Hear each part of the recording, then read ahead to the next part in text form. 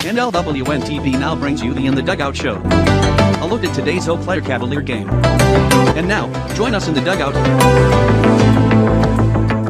Hello and welcome to today's edition of In the Dugout. Rick Olson here in the NLWN-TV studios, and we're getting ready to bring you Eau Claire Cavalier baseball as the 12-11 Cavaliers take on the St. Louis Park, Minnesota Pirates from Carson Park in Eau Claire. Now, coming up in this edition of In the Dugout, we'll take a look at today's game between the Cavs and the Pirates.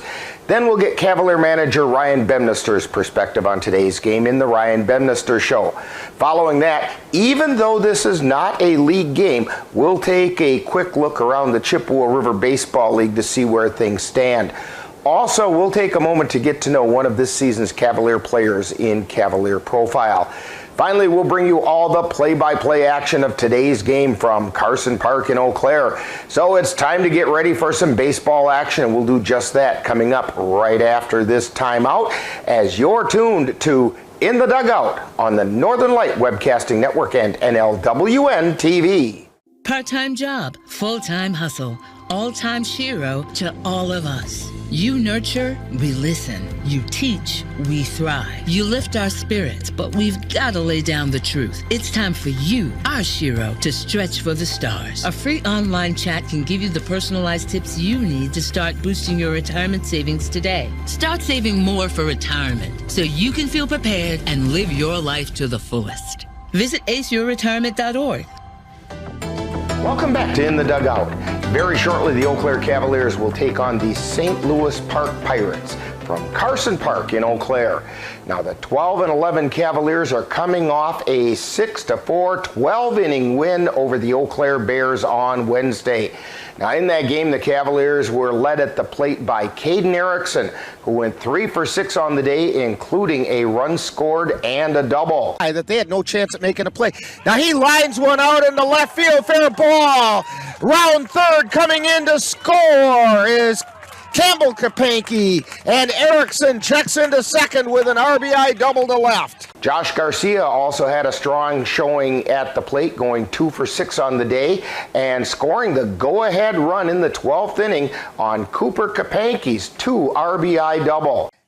Cooper is 0 for 5. He's due for something. There's a line shot out into the outfield. Cavs take the lead. Kapanke rounds first. He's heading to second. Here comes O'Brien around third, and he's going to come in and score. A 2-run double by Cooper Kapanke. Campbell Kapanke also picked up a couple of hits in 5 at-bats with a run scored. There's the wind and the payoff pitch. Fly ball out into left center field. It's going to fall in for a base hit. Kapanke rounds first, but he's going to hold there. That's a great piece of hitting there, Rick. He just was patient. He stayed back on the ball, and he drove it to left field. That was a great piece of hitting. The Cavaliers showed some team effort when Gabe O'Brien sacrificed to center field in the 3rd inning to drive in a run. Gabe O'Brien struck out his first time up. Fly ball out into center field. This should score a run. Under it is Preston. He makes the catch, but in comes Erickson, so it's a sacrifice fly. To your point, Rick, that was well done by the Cavs to get that guy in on that side. And then he showed great hustle to beat out an infield hit on the Bears' first baseman, Blake Johnson, in the 12th inning. Here's the pitch. Pop up, or ground ball, throw to first. And O'Brien beat it out. And runners at third. And that right there, Rick, is why you hustle down the line at first. And that's going to be, he's out. That's going to be an infield hit. Jackson Vance also showed some sacrificing spirit by laying down 2 sacrifice bunts to move runners over. And he grounded to second, squares to bunt, puts it down right in front of home plate, throw to first, and the sacrifice is completed. On the mound, Andrew Milner came on in relief of Lucas Costley in the 7th inning with the game tied at 4 apiece to throw 5 1/3 innings of no-hit shutout ball to hold the Bears at bay, including striking out the side in the bottom of the 12th to secure the victory. Here's the wind and the pitch. Swing and a miss, strike three. The Cavaliers pull it out. Today, the Cavaliers will take on the St. Louis Park Pirates, who hail from St. Louis Park, Minnesota, which is a suburb just to the west of Minneapolis. The Pirates play in the Riverview Baseball League in Minnesota and currently have a 2-2 league record. Now, based on the most recent statistics that we could dig up on the Pirates, they appear to be led at the plate by Jake Mangler, who last season hit at a .373 pace. Now, last season, their team batting average was just under 300 at .298. The workhorse on the mound for the Pirates has been Andy Davis, who completed last season with an ERA of 1.26 in 50 innings pitched. Also look for Chris Odegaard and John Rederath, who had ERAs of 2.51 and 3.95 respectively. Now, the Cavaliers come into this game hoping to sharpen their game as they prepare to head into the final 2-week push for the CRBL playoffs. Leading the way for the Cavaliers at the plate is Gabe O'Brien, who's hitting at a .361 pace and has driven in 20 RBI on 22 hits, including 6 doubles. Now, right behind O'Brien with a .360 batting average is Caden Erickson, who has 21 hits, including 7 doubles. The Kapanke boys round out the Cavaliers, hitting over 300 with Cooper at .356 and Campbell at .309. On the mound, the Cavaliers are being led by Lucas Costley. He's posted a 6-0 record with a 2.34 earned run average and has struck out 48 in his 50 innings pitched, including 3 complete games. Andrew Milner has a 2.95 ERA with a 3-2 record and leads the team in strikeouts with 61 in 39 2/3 innings pitched. Now, as a staff, the Cavaliers have a combined ERA of 4.58 with a whip of 1.68. Now, coming up next, following this timeout, we'll get manager Ryan Bemnister's perspective as we chat with him on The Ryan Bemnister Show. Now, you're tuned in to In the Dugout on the Northern Light Webcasting Network and NLWN-TV. Let NLWN-2 and the Northern Light Webcasting Network bring you some tough semi-pro gridiron action. Our next broadcast will be on Saturday, July 22nd, when we will bring you the Eau Claire Cavaliers taking on the Madison Mad Dogs from Verona, Wisconsin. Live coverage on the Northern Light Webcasting Network audio service and on NLWN-2 begins with Cowboy Kickoff at 2:40 p.m. That's live Eau Claire Cowboy football on Saturday, July 22nd on the Northern Light Webcasting Network and NLWN-2. The Goat Coffee House on Water Street in Eau Claire presents The Ryan Bemnister Show, where Cavalier manager Ryan Bemnister gives us his perspective on today's game. And now, The Ryan Bemnister Show. Once again, we're at the Goat Coffee House talking with Cavalier manager Ryan Bemnister. And Ryan, today the Cavaliers are going to try to keep the winning going when they take on the St. Louis Park, Minnesota Pirates. But before we get to that, of course, we need to talk about the game last Wednesday when the Cavaliers picked up a big win by topping the Eau Claire Bears 6-4 in the game that would never end. It went 12 innings. 12 innings. Your thoughts about that one? It went 12 innings. Actually, it was a well-played game on really both sides, pitching-wise. I mean, Hunter and Gonzalez, for those guys, pitched really, really, really well. And then we had Costley and Milner, just pitch a little bit better. I don't think there was any really big innings on the four-run inning they had against us, but we kind of changed philosophies a little bit on what we've been doing all year long to what we did on that night against those guys. And when I gave you the lineup, I said, hey, this is going to be look a little goofy to you. And you agreed. Yes, it was different. Yep, and it turned out that worked out pretty well for us because we were able to put guys in positions that we knew would utilize that position to move guys around, to put them in scoring positions for guys that we knew that would drive them in. Now, that kind of leads into this because in that game, you threw in a little small ball with several sacrifice bunts, and there was a sacrifice fly in there, and batters finding ways to get on base to complement that. Can you talk about how that style works for the Cavaliers? It plays more into our strengths. I was talking to Paige and Meyer about this that night afterwards, and 3-4 years ago, the Cavs would just hit home runs and score 10 runs, and that's how they'd beat guys. And they could give up 7 or 8 runs on the mound, and it wouldn't make much of a difference. We're not that ball club. We're not a ball club that's going to go out there and hit home runs every single day. We're not going to hit 50 doubles. We're not going to score 12 runs a game. We're going to play good defense, and our defense is getting better. We're going to pitch really well, which we have all year long, and we're going to have to manufacture runs. And that was one of the philosophies we put into the boys against the Bears. We're like, we are going to get 1 run. An inning was the goal. We're like, if we score 9 runs in a game, it's going to be really hard to beat us. So if we can play small ball every single inning and put a run on the board, maybe score 6 single runs, it's going to be really hard to beat a team like us. Now, with the exception of a couple of balls that were airmailed to first base, I think one landed in Lake Altoona. Yep. I thought I saw the splash out there. With the exception of a couple of those, the Cavs played pretty solid defense, and you mentioned it. Can you talk about the Cavaliers defensively and the progress it's made? Oh, they've grown. You and I had talked earlier in the season about, there's 4 or 5 errors. There's 4 or 5 errors, and that was just the ones that were on the board. Those weren't the mental ones and things like that. And it seemed like sometimes they'd make an error and then it would snowball into another error. Whether it was a mental error, out of position, or a physical error that they threw the ball or booted the ball and things like that.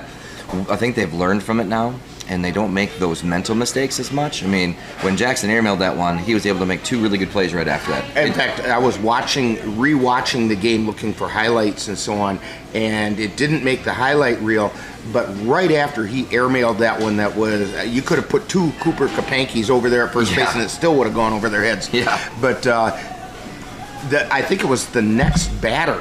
He dives and stabs a ball and then flips it to Caden Erickson at second to get the out there, and it was just a spectacular play. Yeah, and that's kind of stuff that we're talking about. It happened with Josh Garcia earlier in the game too, and he just skipped the ball to Cooper, recovered, and made a couple good plays after that. It's just one of those things where earlier in the season, they probably would have turned into 2 or 3 errors, and then we would have had a 6-run inning instead of a 4-run inning. Our computer operator, Ann, was talking about Jackson, because there were, I think, 3 balls that he threw to Cooper that it was a good thing Cooper is as tall as he is. Yes. And she said, isn't he also a pitcher? And I said, yeah, and he's throwing into a square that's, like this. Pitchers don't throw across the field. That's not their job. And I said, but it's kind of funny because he doesn't have time to get set playing shortstop, and he also there's a little different adrenaline rush happening. Yeah. And so I'm going to make a football analogy. It's kind of like what Brett Favre used to be like early in a game. And all of a sudden, he'd be airmailing Donald Driver, and people go, oh, man. Yeah. And I'm figuring that's probably what's going on with Jackson Vance. And it is. And Jackson's glove's never been a bad glove. We played him at third a little bit earlier in the season. I know he played short for us last year, and he played short a couple years ago and stuff like that. He's more of a pitcher now, and that's more what he's doing in college. And it's just one of those things where his glove's always been great. He's going to field the ball. It's just getting his feet set and throwing, and that's the hardest thing for a pitcher because they're not used to setting their feet like infielders are to throw a ball over. Now, with the exception, in fact, in that game, normally we'd be talking about the really nice pitching performance that Lucas Costley turned in, and it was a really good, no earned runs, maybe one. I'm trying to remember. I think it was one. But he gave a really good performance. He did give up 4 runs, but he should have been out of the inning. And so that's a good performance. And then in comes Andrew Milner and throws 5 1/3 innings of no-hit baseball. Yep. And can you talk about those pitching performances a little bit? Yeah, and it's kind of one of those things you've come to expect from Lucas. When he goes out there, he's going to give you everything he's got. He was feeling a little bit under the weather that night, which I found out about the 2nd or 3rd inning. So he kind of told Andrew just to be ready, just in case something weird were to happen and stuff like that. He was staying hydrated in the dugout. Threw as well as he could. He wasn't locating his changeup and his curveball as good as he usually is. I think they might have had to do something with how he was feeling. But his fastball was moving. He was able to keep those guys off kilter till the 7th inning. And I mean, really, if we make the one play we're supposed to make, they don't get any runs in that inning, and it might just be a 4-0 game in nine innings. But the nice thing was, I had talked to Andrew earlier in the day and told him, making sure he's going to be there, of course. But then told him he's going to be the second in line. It was Lucas, and it was Andrew, and then we're going to go to Jalen. And Jalen was down the bullpen in the 10th inning, just stretching. And when Paige went down and talked to him, he'd get ready, and we'd back him off, and he would get ready and back off. And it was just one of those things that we knew Andrew only had so much in the tank coming into a stressful situation in that 7th inning, and then having to go into extra innings. And when he went out there for the 12th, when we took the lead, he said, "This is my last inning. I can't go anymore, but I'll give you one more." And I'm like, if your one more is 3 strikeouts, I think we're fine. And he did. He struck out the side. Yeah, so when he came in, I'm like, your one more is basically, I think, 12 pitches and 3 strikeouts. So I think we're okay with your one more. Now, today, Cavaliers take on the St. Louis Park Pirates. Do you know anything at all about the Pirates? Yeah, I actually know a little bit about them. Because the guys that play for us, for the Cavs, we have a few of the guys that from Eau Claire that go to colleges in the cities area. They have a lot of city teammates that are on that team. So we got, we're going to be missing Xavier tonight. He's down south at a concert with a bunch of friends, and he's like, I'm really disappointed because there's 3 of his Hamlin teammates on this team. Jackson Vance has got a couple of guys from St. Mary's on that team. They're going to be a really good college team, and from what I've heard, they're a good team. What it looks like in the statistics that I've been able, and unfortunately these are last year's stats, but the roster hasn't changed. Yep. And it looks like they hit the ball well. Yes, they do. They've got about 10 to 12 players that are hitting over 300, and there's not a weak spot in that lineup. No, it's going to be a fun little, non-conference game. We're going to kind of treat it that way. We've talked all year long with the guys about the non-conference stuff. We know it's important to win all the baseball games that we can.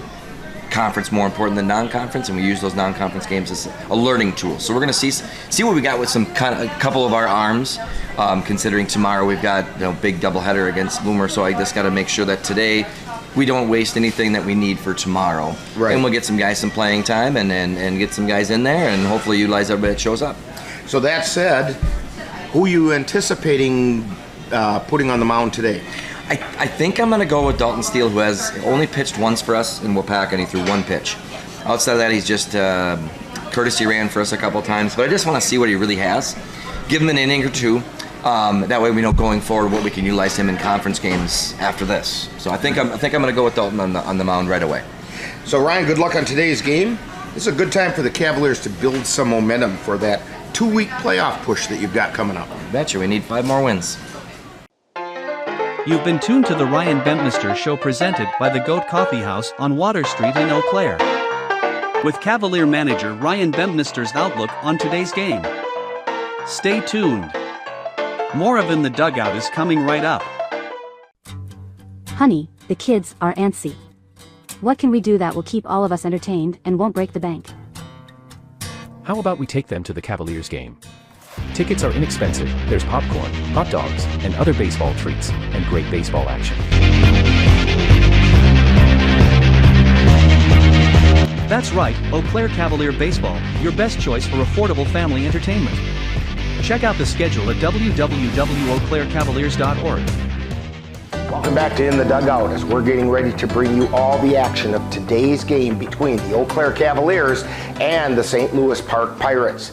Now, even though today's game is not a Chippewa River Baseball League game, things are heating up in the CRBL playoff race. So it seems like this would be a good time to take a look at the Chippewa River Baseball League to see where things stand. Now, back on Wednesday, the Cavaliers edged out the Eau Claire Bears 6-4 in 12 innings, while the Eau Claire Rivermen slipped by the Beef River Bullfrogs 8-7 in 10 innings. In Augusta, the Osseo Merchants remained unbeaten by defeating the Augusta Athletics 13-0, and in Chippewa Falls, the Tilden Tigers knocked off the Bloomer Woodticks 9-4. Now that leaves the league standings as follows. In the North, the 15-3 Tilden Tigers hold a 5.5 game lead over the 7-6 Cadott Red Sox. Meanwhile, the Jim Falls Sturgeons are 6-8 and they're 7 games back, and the 6-9 Chippewa Falls Lumberjacks are 7.5 games behind, while the Bloomer Woodticks at 4-11 are 9.5 back. In the South, the unbeaten 16-0 Osseo Merchants hold a 6-game lead over the 9-5 Eau Claire Cavaliers. In the 9-6 Eau Claire Rivermen are only a half a game behind the Cavaliers at 6.5 games back, and the 8-6 Eau Claire Bears are 7 back, while the 1-13 Augusta Athletics are 14 games back, and the 1-15 Beef River Bullfrogs are 15 games out. Now, to our understanding, if the CRBL playoffs were set today, the 4 teams qualifying would be the Osseo Merchants. They would earn the number 1 seed as they are unbeaten. Gaining the number 2 seed would be the Tilden Tigers. The number 3 seed would be the Eau Claire Cavaliers, and right behind them would be the Eau Claire Rivermen. That would mean the Merchants would host the Rivermen and the Tilden Tigers would host the Cavaliers on Wild Card Wednesday, which is August 2nd. However, with over 2 weeks remaining in the 2023 CRBL schedule, nothing is locked in as of yet, and changes are likely. So coming up next, following this timeout, we'll get to know one of this season's Eau Claire Cavalier players on Cavalier Profile. You're tuned to In the Dugout on the Northern Light Webcasting Network and NLWN-TV. Let NLWN-TV and the Northern Light Webcasting Network take you out to the ballgame.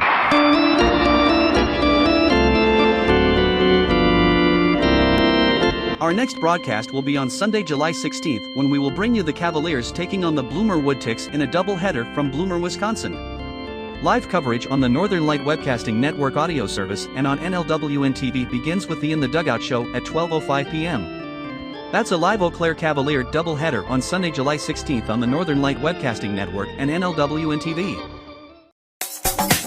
Time now to get to know a Cavalier player on Cavalier Profile. We'll get to know a little better who plays on this year's Eau Claire Cavalier baseball team. And now, Cavalier Profile. Today on Cavalier Profile, we're going to get to know Connor O'Reilly. And Connor, can you give us a little bit of your baseball background? Yeah, I played in high school ever since I can't remember, and then I played some ball in Eau Claire here for the college team, and then the last 2 summers I've been playing amateur ball back in Minnesota. So. Okay, now when did you start playing baseball? Oh, I was probably, maybe like 2nd grade, whenever they started the young guys, so. Pretty young. Now, aside from the Cavaliers, what's the highest level of baseball that you've played? College gate for the University of Wisconsin-Eau Claire, so. Okay, and what did you play for them? I was a catcher. So, okay. Yep. Now, can you tell us about your most memorable baseball experience? That could either be as a player or as a fan. It had to be my junior year of high school. I didn't get my senior year. But it had to be, we went to the section championship, and then we didn't make it, but that was a lot of fun. It is. It's a lot of fun to get your team on a roll and to experience that ride. Yeah, we were the underdogs. We were like 7th seed in the championship, so it was fun. That's pretty cool. All right, how about filling us in a little bit about your family and other people that might be cheering for you either at Carson Park or at the games or on the live stream? Definitely my mom, my aunts, my grandma for sure, and hopefully my brother can come out to a few games. I'll just make sure you let them know. NLWN-TV on YouTube, they can watch you play. Perfect. Grandma will tune in for sure. That way. Way to go, Grandma. We'll be looking for you. All right. Pie, ice cream, cake, or cookies? Cookies for sure. What kind? Monster cookies. Monster. Grandma made them, right? Yeah. Okay. All right. Your favorite color and why? It had to be purple because that was my high school color and it just stuck with me. So. All right. That's a pretty good reason. If you could have a superpower, what do you think it would be? Like teleport maybe. Get places faster, save money, efficient. All right. Here's the tough part of this. If you have a superpower, of course you have to have a superhero name. What's it going to be? Oh, Christ. That one's already taken. Lightyear, maybe? Okay. Kind of boring, but... Okay. All right. Your favorite Major League team as you were growing up? The Twins. Okay. Yeah. All right. And the major leaguer who inspired you the most? Trout. Okay. All right. He works his butt off. And as you were growing up, you must have had a favorite movie or TV show. It doesn't matter, whichever kind. Ooh, that's tough. I don't really watch movies or TV. I'm more of an outdoors person. All right, so it's whatever's happening outside. Exactly. There you go. We're talking with Connor O'Reilly on Cavalier Profile. And Connor, when you're not playing baseball, I'll bet we're going to find you outside somewhere. Yeah, I'm either hunting, fishing. I just got into bicycling. That's a lot of fun. Some really good trails in this area, too. There are, and just going to class every day. It's a lot of fun. All right. So when people watch Cavalier games, where on the field are they going to find you most likely? Either behind the plate or out in the outfield. Okay. All right, we want to thank Connor O'Reilly for joining us today on Cavalier Profile. Coming up next, more of In the Dugout. This has been Cavalier Profile, where we get to know a little better who plays on the Cavalier baseball team. Stay tuned, more In the Dugout coming right up. The Eau Claire Cavaliers would like to take veterans out to the ball game. That's right, as a thank you for your service, any veteran of the United States military can receive a lifetime pass for free admission to all Cavalier home games. Just come to Carson Park with your veteran identification, and the Cavaliers will issue you a free lifetime pass to all Cavalier home games. That's just the Cavaliers' way of saying thank you for your service. Welcome back to In the Dugout. Today the Cavaliers face off in a non-league game against the St. Louis Park, Minnesota Pirates from Carson Park. Today's keys to the game, well, simply put, keep playing clean baseball with pitching that allows for the final push in the CRBL, along with timely hitting to put runs across the plate. The Pirates come with a lineup that likes to hit the ball. So that means you're about to see some exciting Cavalier baseball, and we'll have it for you right here on the Northern Light Webcasting Network and NLWN-TV. Now in just a moment, I'll be joining the rest of our broadcast crew at Carson Park in Eau Claire as we bring you all the action of today's game between the Eau Claire Cavaliers and the St. Louis Park Pirates. That's coming up next. You've been tuned to In the Dugout on the Northern Light Webcasting Network and NLWN-TV.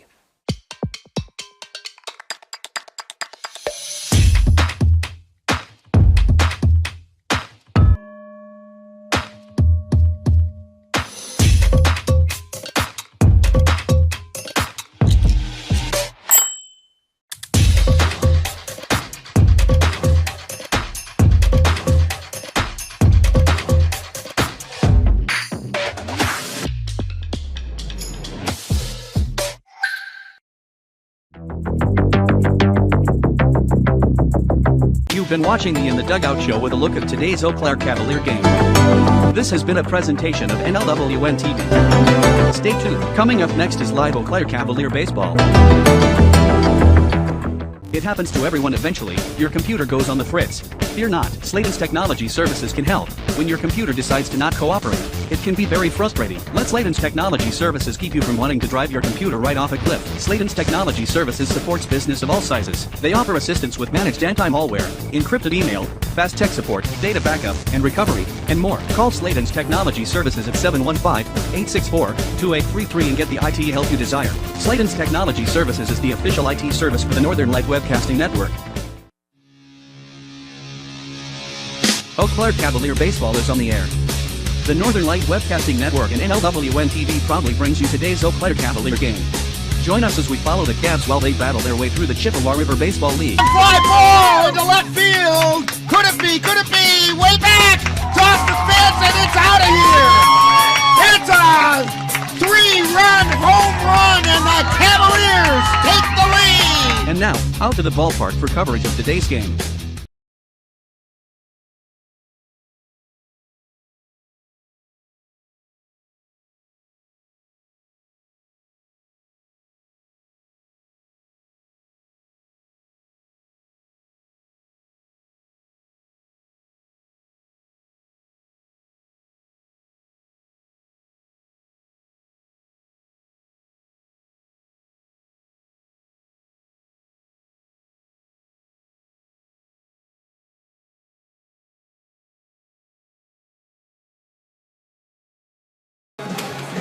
Well, good afternoon. Now that we have our audio fixed, Rick Olson here along with Cassie Johnson-Nelson on the computer, Jeremy DeGrosse on the camera, and Ben Ryder is going to be providing our color commentary. He's down finishing getting up lineups for us, and we just got a little bit of it.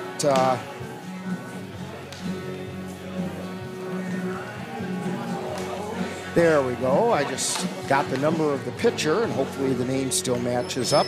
In fact, why don't I go through what I have so far? We have got most of the lineup for the St. Louis Park Pirates. That's who the Cavaliers are taking on today, and the sun has broken out, and it looks like we're going to have baseball. So for the St. Louis Park Pirates, leading off the center fielder is Brady Brzezinski. Batting second, the right fielder, Chris Duda. Batting third, the shortstop, Donald Blunt. Batting fourth at first base is Chris Odegaard. Batting fifth, the third baseman, and all we have right now, well, maybe we have more.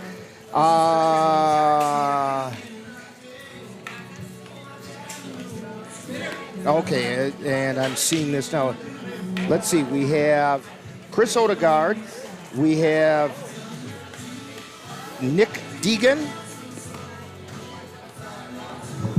And batting sixth and catching is Luke Nordin. And batting seventh, the designated hitter, I guess he's also pitching. So we'll just put him down as the pitcher, is Jordan Nordin. And let's see. Batting eighth, playing left field is Jake Goldsmith, and batting ninth and playing second base is Hayden Bovey. For the Cavaliers, leading off at shortstop, Caden Erickson. Batting second and playing third base, Josh Garcia. Batting third out in center field is Gabe O'Brien. Batting fourth at first base, Cooper Kapanke. Batting fifth and playing right field is Jack Redwine. Batting sixth and out in left field is Campbell Kapanke. Batting seventh and catching is Cole Timon. Batting eighth are Geno's player of the game and the designated hitter, Tyson Woodcock. And batting ninth and playing second base is Cody Dayton.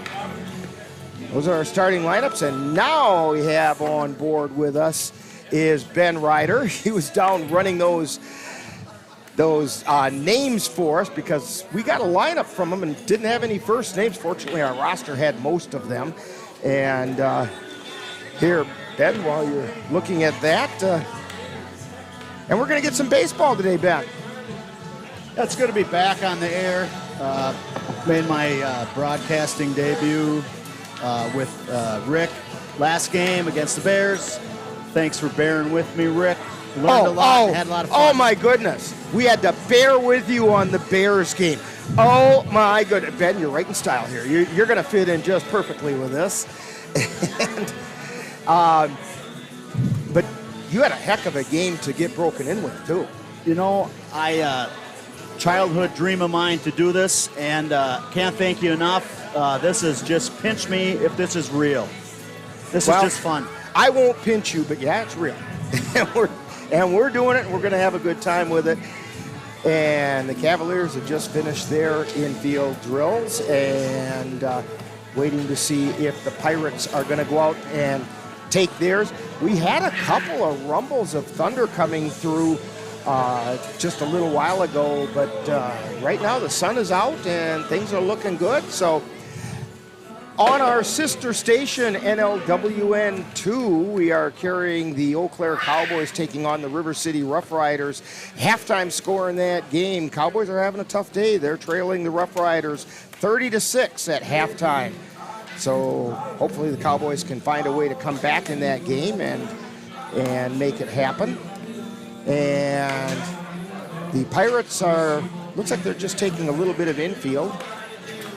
They don't have their outfielders out there, and they have their youngster ball boy out there. Oh, he's going to field a grounder at that. Look at that. He did it like a pro. So, as we're getting ready for this game, why don't we take a quick timeout, and we'll be back with pregame opening game ceremonies from the field right after this timeout on the Northern Light Webcasting Network and NLWN-TV. Jason, let's go see your room.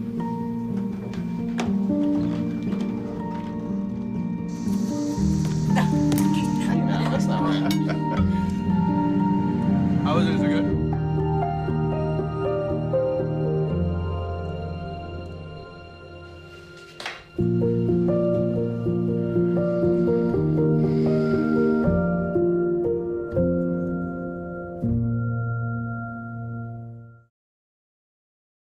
Hey guys, it's me, Isabella Gomez, filling in for Smokey Bear because he's got more to say than just... Only you can prevent wildfires. Like, if you're outside enjoying a barbecue, don't let a hamburger distract you from fire safety. Make sure you aren't dumping your hot coals or ashes onto the ground because that could start a wildfire. So take wildfire prevention seriously and let's save the world one day at a time.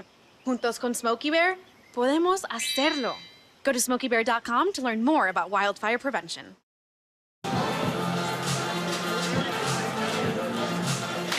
And we're back here at Carson Park getting ready for today's Cavalier game between the Cavs and the St. Louis Park Pirates. And the statistics that we have and batting averages that we have for the Pirates are actually what they completed last season with. They're 2-2 on the season so far. They are also, you have some information on the Pirates that you got. Ben, why don't you fill us in on a little bit that you have? So the Pirates play in Minnesota. They play in the Riverview League. Last year they were the 2022 Minnesota Class A state champions for Minnesota. And they have two former Cavaliers, Brady Brzezinski and Andy Davis. Okay, and so that's a couple of players. In fact, Brady Brzezinski is the leadoff hitter for the Pirates in this game. Coming into the game on the mound is Jordan Dickerson. And I'm looking real quickly to see if we have any pitching statistics from him from last year. And I don't see any from Dickerson. I'll turn the page here. Nope, I don't see any pitching statistics from Dickerson from last season. So we'll find out as you do about him. For the Cavaliers on the mound is Drew Wathke. He's a late substitution. We were going to be seeing Dalton Steele, but all of a sudden he had a twinge in the arm that they didn't want to aggravate, and so Drew Wathke is going to get the start in this game. Wathke comes into the game with a 1-1 record. He's thrown 10 innings, given up 6 earned runs, 7 strikeouts in those 10 innings, and he has a 5.4 earned run average. And both teams have taken their infield drills, and we are just about ready to get things started. On the behind the plate tonight is Rick Byer, and on the bases is Denny Whiteside. Let's send it down to the public address announcer. Eau Claire Cavaliers. The Eau Claire Cavaliers would like to remind you that attending this event is a privilege. With this privilege comes the responsibility to conduct oneself in a manner that is enjoyable for all fans and participants. Fairly behaved in such a manner will result in meaningful to this facility. Such members shall pride in our team and communities that demonstrate good sportsmanship for all players, coaches, fans, and officials. Thank you. Follow all of the property of Eau Claire Cavaliers Baseball Club. Please return all foul balls to the souvenir stand located on the third baseline, where you'll receive $1 token, good for use at the souvenir stand. As a friendly reminder, Carson Park Baseball Stadium is a non-smoking facility. If you must smoke, we ask you please leave the stadium. Again, there is no smoking in Carson Park Baseball Stadium. Thank you. Finally, all fans, especially those in the bleachers, you're reminded you're at a baseball game. Follow all the way to the stands at a high rate of speed. We ask that you remain alert at all times. Today's starting lineup for you the St. Louis Park Pirates. Leading off, playing center field, number 24, Brady Brzezinski. Batting second, right fielder, number 34, Chris Duda. Batting third, playing shortstop, number 42, Donald Blunt. Hitting fourth, first baseman, number 13, Chris Beauregard. Batting fifth, playing third base, number 15, Nick Egan. Batting sixth, the catcher, number 2, Luke Noreen. Hitting seventh, the pitcher and designated hitter, number 7, Jordan Dickerson. Batting eighth, playing left field, number 18, Jake Goldsmith. Batting ninth, the second baseman, number 8, Hayden Moby. The Pirates are coached by Chris Duda. Now, the starting lineup for your Eau Claire Cavaliers. Leading off and playing shortstop, number 6, Caden Erickson. Batting second, the third baseman, number 3, Josh Garcia. Hitting third, playing center field, number 42, Gabe O'Brien. Batting cleanup, the first baseman, number 7, Cooper Kopenke. Batting fifth, playing right field, number 20, Jack Redwine. Hitting sixth, left fielder, number 27, Cam Kopenke. Hitting seventh, the catcher, number 19, Cole Tynan. Batting eighth, the designated hitter, number 12, Tyson Woodcock. Batting ninth, the second baseman, number 25, Cody Dayton. The pitching for the Cavaliers, number 23, Drew Watkey. The Cavs are coached by Ryan Bemnister and he's assisted by Ryan Meyer and Ryan Page. The officials for today's game on the bases, Mr. Danny Whiteside. And behind home plate, Sir Richard Fire. Now, would you please rise if you're able and remove your hats and honor America for the playing for our national anthem.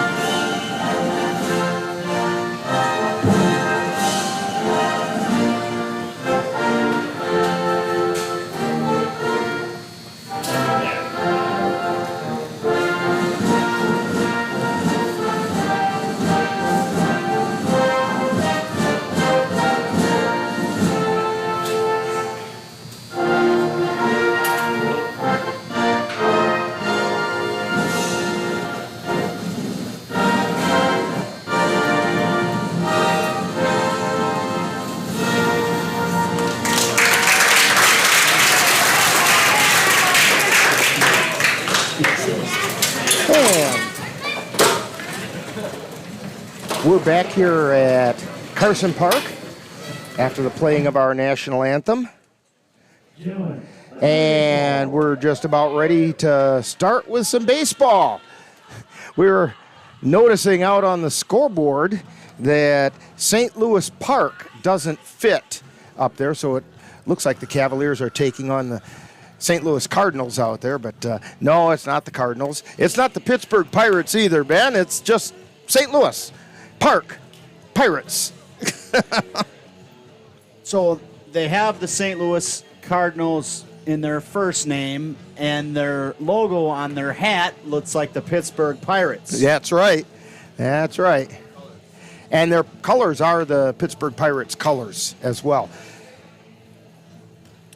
Drew Wathke on the mound. This is his first start as a Cavalier. He's had a couple of appearances. He's had actually 5 appearances in relief. Most recent was down in La Crescent. And, he's one of these pitchers that has shown the ability to go about 3 innings. And if you try to push him longer, he can run into a little bit of trouble. So let's see what he does today with being the starting pitcher. But this could be a situation where Drew Wathke is more of an opener rather than a starter.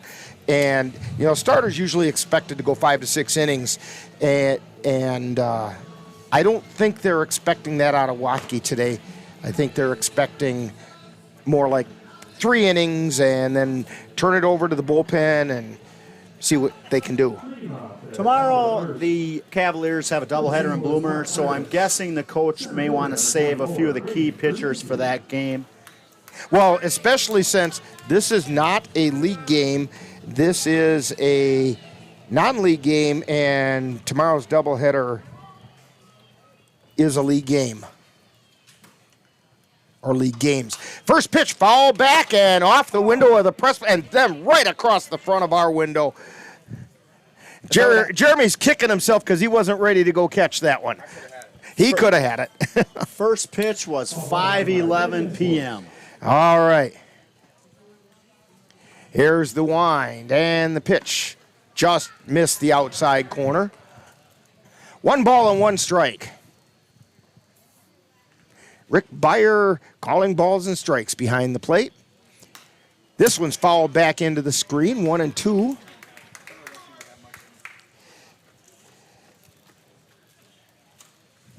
Last season,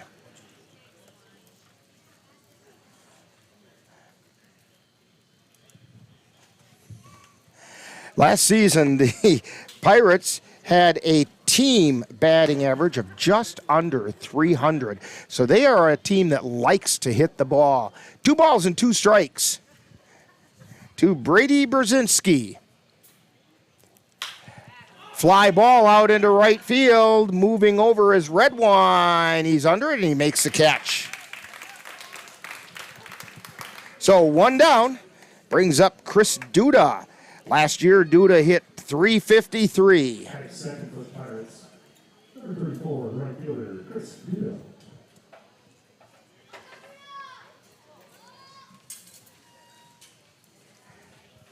And like I mentioned, the only stats we have for the Pirates are their stats from last year. First pitch is high and inside for a ball. It looks like Chris Duda batted .353 last year. And the pitch. That one got him in the hip.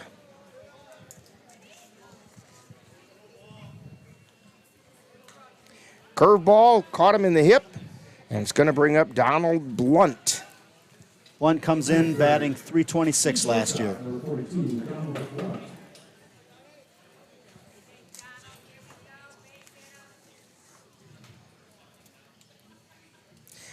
He also hit 4 home runs last season. Duda at first. 1 away.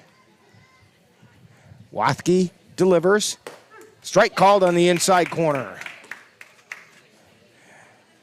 Rick Beyer makes his strike call right out in front of his body, which is almost impossible for us to see.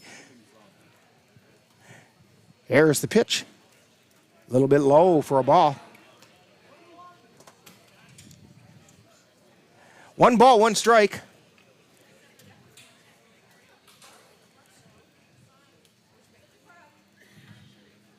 Wathke's pitch. Line shot down the left field line. Foul.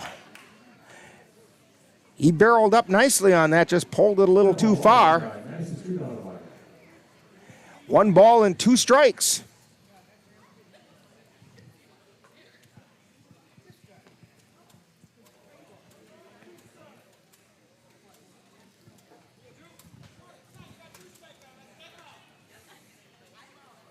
Wathke at the belt.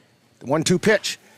Pop up in the infield. Coming in and making the catch is Josh Garcia. In foul territory. 2 down. Looked like he might have got fooled a little bit on that pitch. I think the breaking off-speed stuff that Wathke's throwing has the Pirates a little off balance. Chris Odegaard steps to the plate.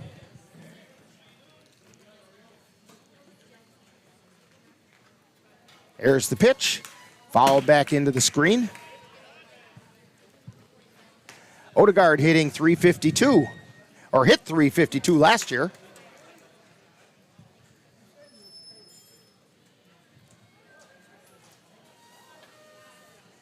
No balls and 1 strike. Runner on first. Swing and a miss, strike 2. He was way out in front of that one. This pitcher is doing a very good job of keeping these guys off balance. A lot of breaking balls, off-speed stuff. Here's the pitch. Fly ball out into left field, heading out there, not going to get to it. Is Kapanke, it bounces off the wall. Duda checks in at third. Odegaard at second, and Odegaard hits the double to left field.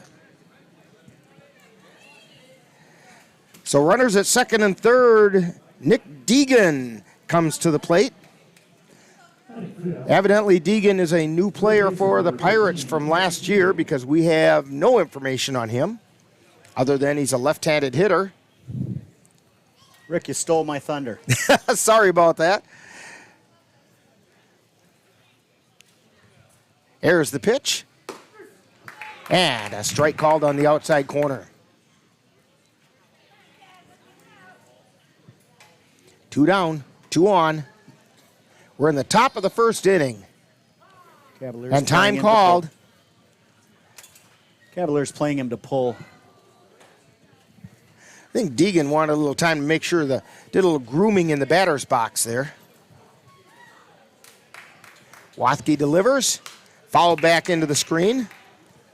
There is a nice hole between the shortstop and the third baseman. Let's hope this guy doesn't put it there. Caden Erickson out at shortstop. In fact, the Cavaliers defensively, Garcia at third, Erickson at short. Dayton is at second, and Cooper Kapanke at first with Cole Timon behind the plate. Pitches outside for a ball. 1 ball, 2 strikes. The outfield is Campbell Kapanke, Gabe O'Brien, and Jack Redwine going from left to right. Wathke at the belt, and he delivers. Outside for a ball. It was a curve ball that didn't quite break in. You got 2 strikes in the batter. There's nothing wrong with trying to waste 1 or 2 pitches. Try to get him to chase one out there just off the plate. 2 balls, 2 strikes, 2 down, and it's fouled away on the left side.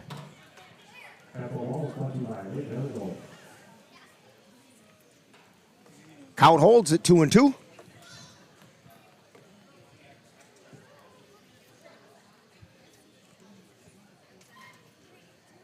And the pitch. It's high. Count goes full. First base is open. Luke Nordine on deck.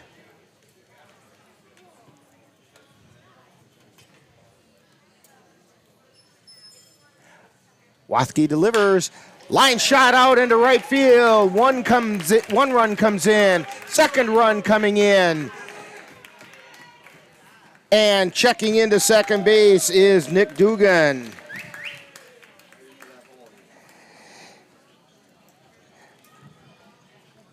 So the St. Louis Park Pirates go up on top 2-0. Still in the top of the first inning. Runner on second, 2 down. Luke Nordine steps to the plate.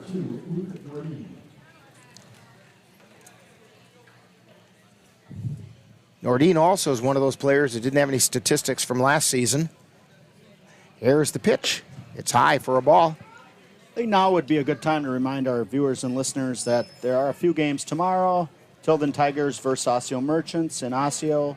Jim Falls Sturgeons against the Bears at Center City Park. Swing and a miss. Cadott Red Sox versus Eau Claire Rivermen at Fairfax Park. Augusta Athletics versus Chippewa Lumberjacks at Casper Parks. All games start at 12:30, and all games are double headers. Here's the 1-1 pitch, and it's fouled away. Count goes to 1-2. Wathke's had 2 strikes on just about every hitter this inning. Just can't quite get that third strike.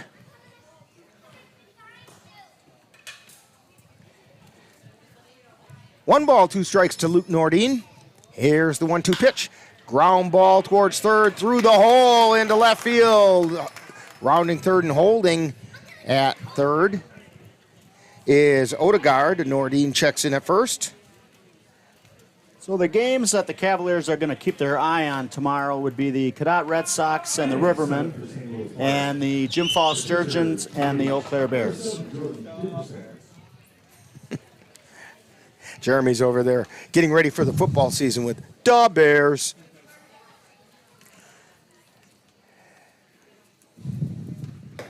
Pitch is a little bit high to Jordan Dickerson.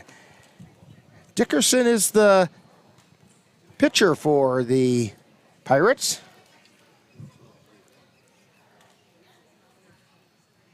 And the pitch, swing and a miss. 1 ball, 1 strike.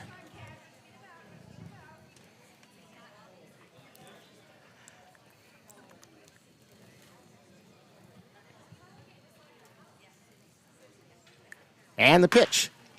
Ground ball foul down the third baseline.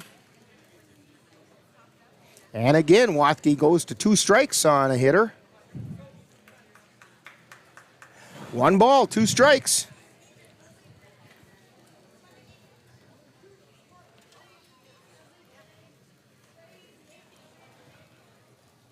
Here's the pitch. That just missed inside. Blocked by Timon.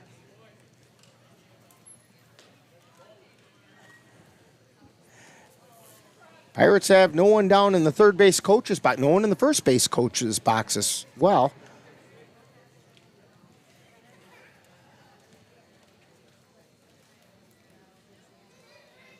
And the pitch. Fly ball out into left center field. That's going to fall in. It's going to make it to the wall. In to score. And Nordine rounds and comes in to score a 2-run double by Jordan Dickerson. So that makes it 4-0 after, well, we haven't even finished the first half inning yet.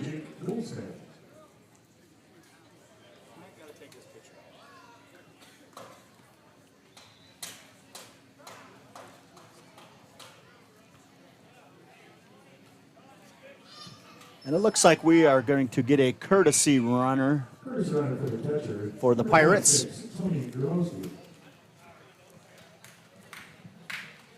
Looks like number 27. Oh, no, 26, Tony Grabowski.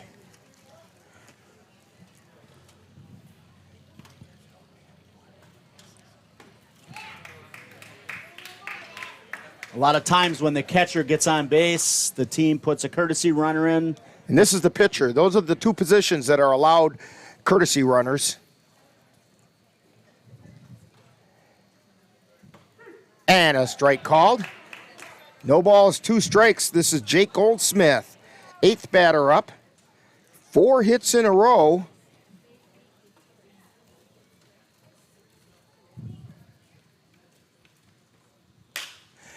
There's a fly ball out into right field. Coming in hard is Redwine. He's not going to get there. Rounding third and coming in to score. Now the throw down to second, and they got him at second.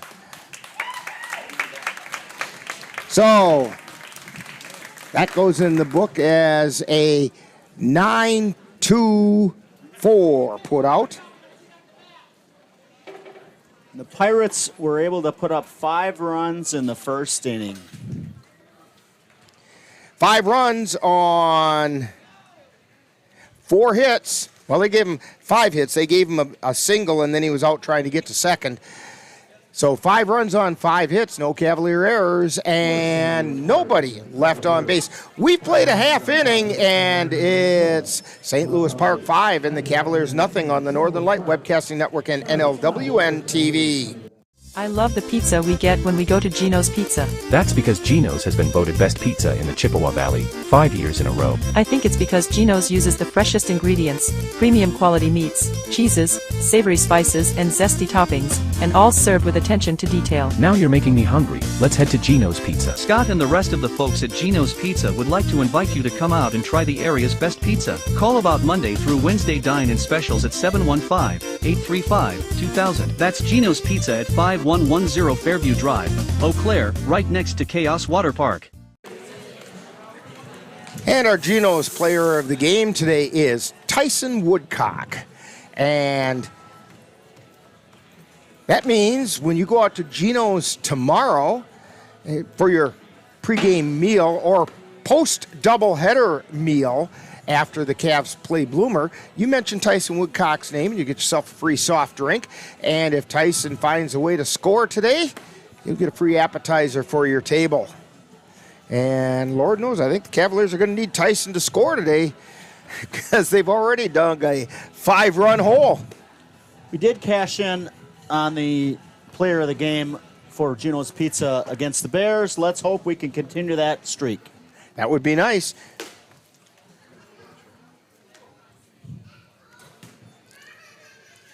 Jordan Dickerson taking his warm-up pitches.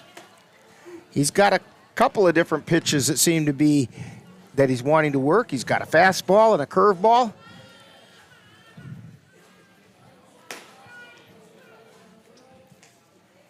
And the throw goes down to second, and leading off for the Cavaliers, shortstop Caden Erickson, batting .360.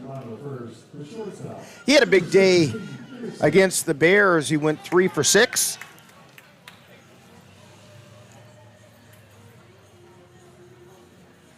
He was our Geno's player of the game that day and scored a run. And the first pitch is a strike on the inside corner.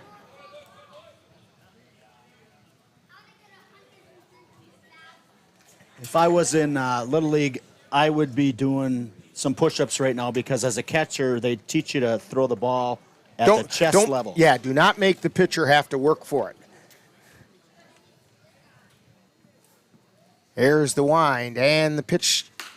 Ground ball out towards second. This is going to be close. Throw over there. And he's safe. Erickson beat it out. He dove for the bag and his hand got there just before the ball did. An infield hit for Caden Erickson. That was great hustle. I give him an A+. That's going to bring up Josh Garcia batting .271.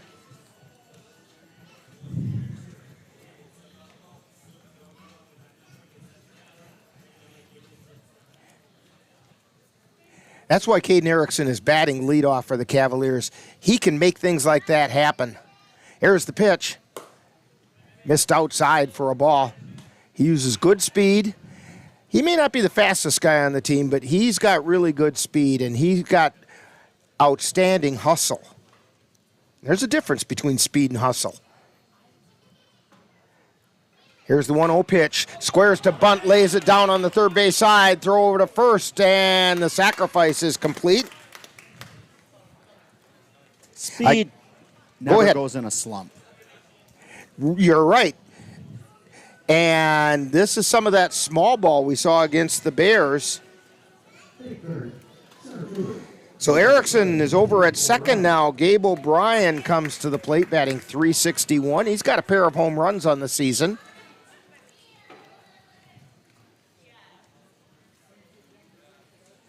Dickerson hits the outside corner with a strike.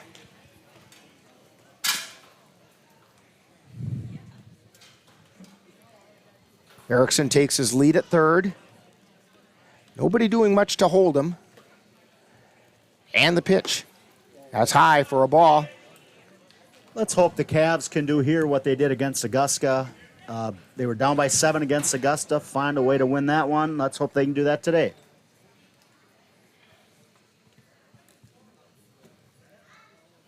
at the belt and the pitch. Fly ball foul on the left side.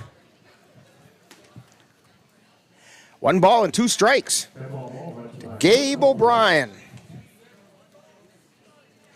He's got the leading batting order for the Cavaliers. Or batting average, I should say. Not by much. No, just ahead of Erickson by a point. And it's outside for a ball. 2 balls, 2 strikes.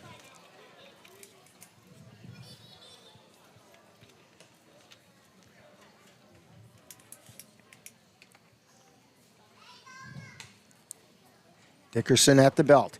The 2-2 pitch. That's outside. Tried to get that curveball to come in, but it didn't. Count is full now to Gabe O'Brien.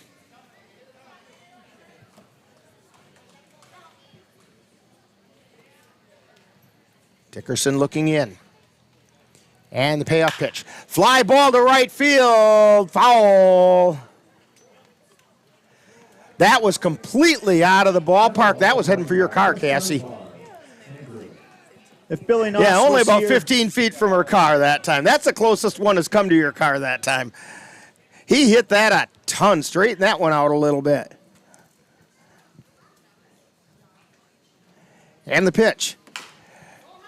Soft grounder, foul. That had thoughts about hanging fair. He would have easily been safe had that stayed fair.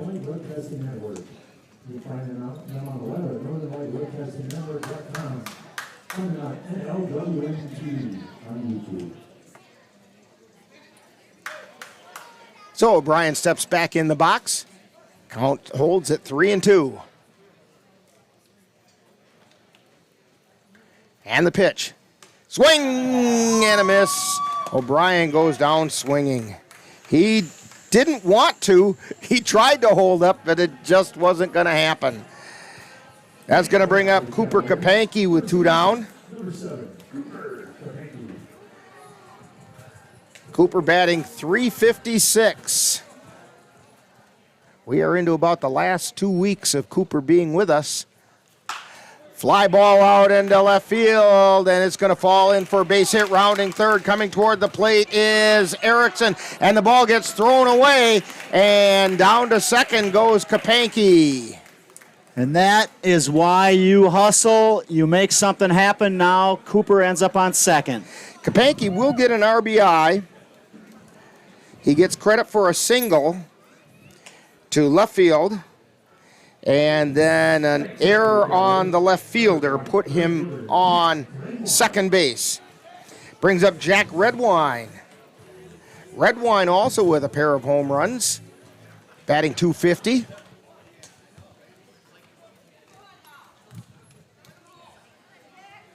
Here's the pitch. Fly ball left side, out of play. Over into the kids' play area on the net.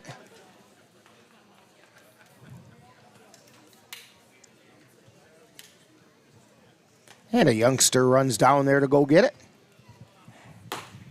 And that pitch hit the outside corner for a strike. No balls, 2 strikes to Jack Redwine.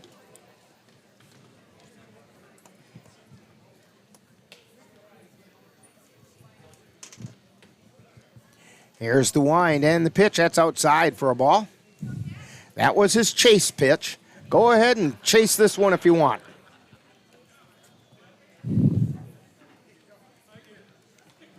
One ball and 2 strikes. 2 down. Dickerson at the belt, and he delivers. Outside, ball 2. Deuces are wild. 2 balls, 2 strikes, 2 down. Cooper Kapanke at second.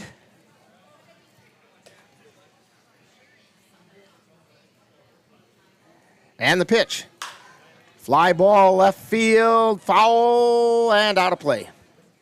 Over by the batting cages. That youngster's heading back out there. He discovered he couldn't get the first one. He was trying some creative ways to get it down off the net. 2 balls, 2 strikes. And the 2-2 pitch. Another foul ball off on the left side. That youngster's going to get his workout.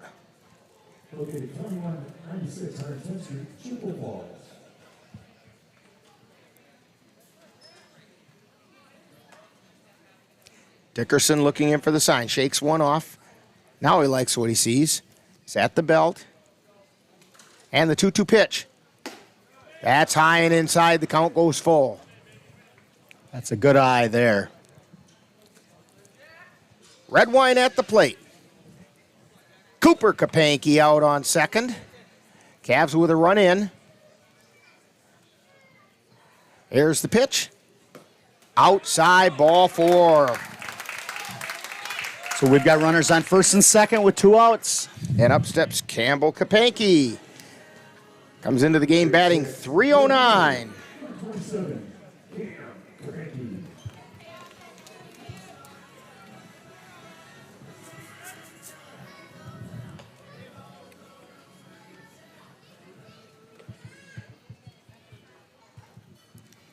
Dickerson delivers. Swing and a miss by Kapanke. Strike 1. I still remember Kapanke's first at-bat as a Cavalier. Hit it over that WEAU 13 news sign.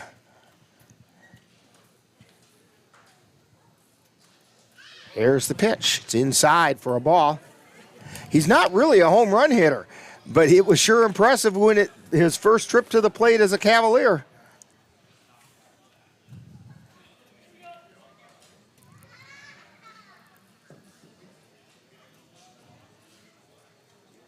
And the pitch. And that one caught the outside corner for a strike. 1 ball and 2 strikes. I can tell you this, he's not going to get cheated up there. No, he's not. Slightly open stance. Runners both take their lead. And the pitch. Fouled back. Count holds at 1-2.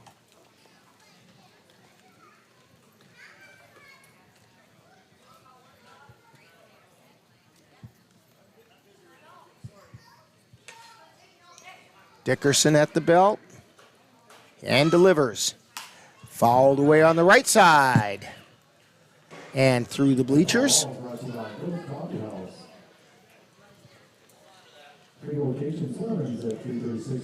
And still the count is 1-2 with 2 down, 2 on.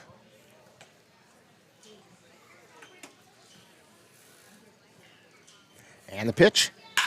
Fly ball out into center field. It's back deep, but getting back there and making the catch is Brzezinski for the 3rd out of the inning. So the Cavaliers do pick up 1 run on 2 hits. There was 1 error and 2 were left on base. So after 1 inning, it's the St. Louis Park Pirates 5 and the Cavaliers 1 on the Northern Light Webcasting Network and NLWN-TV. The roar of our engines, the pump of our heartbeats, the pedal to our metal. The sparks that ignite us, the pistons that push us, the passions that drive us, on the roads that unite us. Napa has America's largest network of parts and care, here to be the fuel that keeps you firing on all cylinders. Visit either of Eau Claire's 2 locally owned Napa Auto Parts stores on Highway 93 or North Claremont Avenue.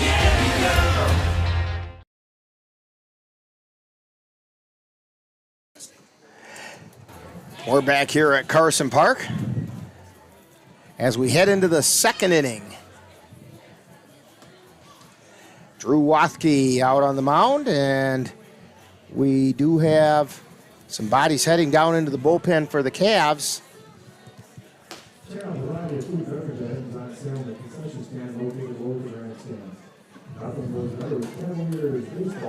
The Cavs have quite a few games coming up in the next few days, so they've got to be real careful what they do with their pitching staff. Jake Fisher warming up down in the bullpen for the Cavs. And this is one of those where when you have a guy who's an off-speed pitcher like Drew Wathke, second time through the order can be pretty tough. He had a tough time with the first time through the order, but second time they have the timing down a little bit more, and hitters are going to be looking to tee off on him, which is probably why Fisher is down there getting warmed up. Yeah, you just wonder how short of a leash he's on.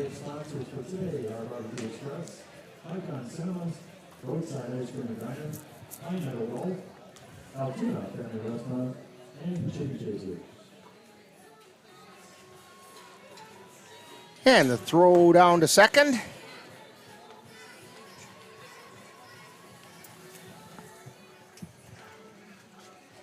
And up to the plate is the number 9 hitter, Hayden Bovee. Now, Bovee did play for the Pirates last year, but did not manage to get any hits. He has a .000 batting average last season. He'll be followed by Brzezinski and Duda. First pitch is high for a ball.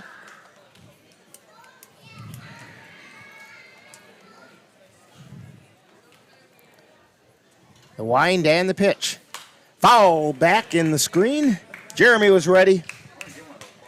He wants one. Just don't go over the camera when you do it. I'm going to bring my fishing net next game. Here's the wind and the 1-1 pitch. That's low for a ball. You know, if I was a scout... No, he called that a strike.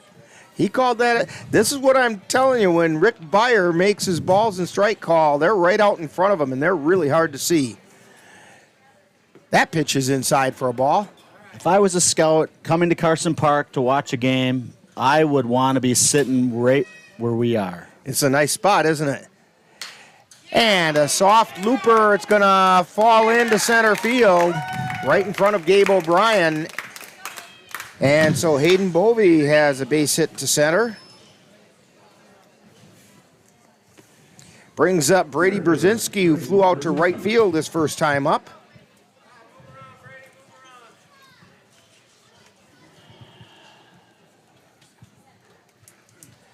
That's hit number 6 for the Pirates. High pop-up in the infield. Erickson circling underneath it and makes the catch. One down, runner on first, and up steps Chris Duda.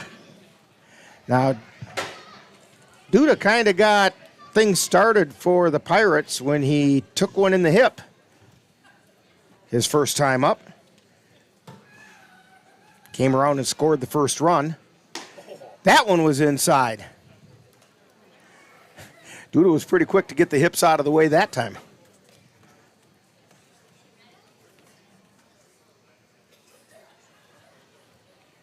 Bovee takes a lead, and the pitch is outside for a ball. 2 balls, no strikes.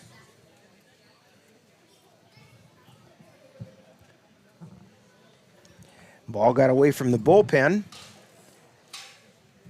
Josh Garcia tosses it back down there. Wathke at the belt. And the pitch. Pop up in the infield. Moving over is Josh Garcia and makes the catch for the second out. So 2 down. Donald Blunt, and he fouled out to Garcia last time up. Yeah, this guy's built. You don't want to give him anything too good. Wathke at the belt, and he delivers. That's low, gets away from Timon, and down to second goes Bovee.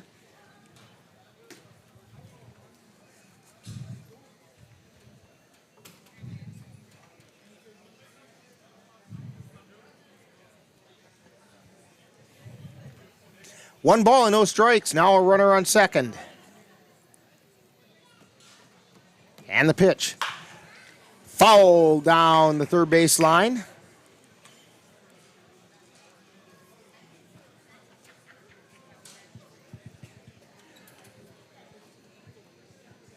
Looks like Fisher is warmed up down there. He's not throwing anymore.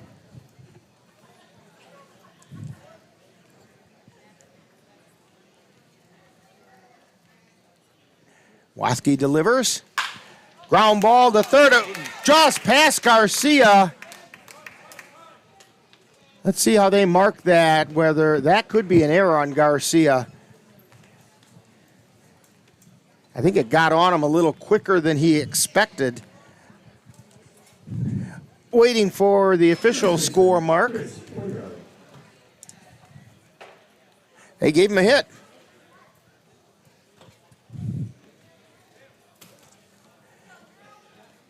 Runner held at third, wasn't able to come in. Fly ball out into center field. O'Brien moving back on the track, and it's off the wall. One run is in. And Odegaard checks in at second. He's 2 for 2 with 2 doubles.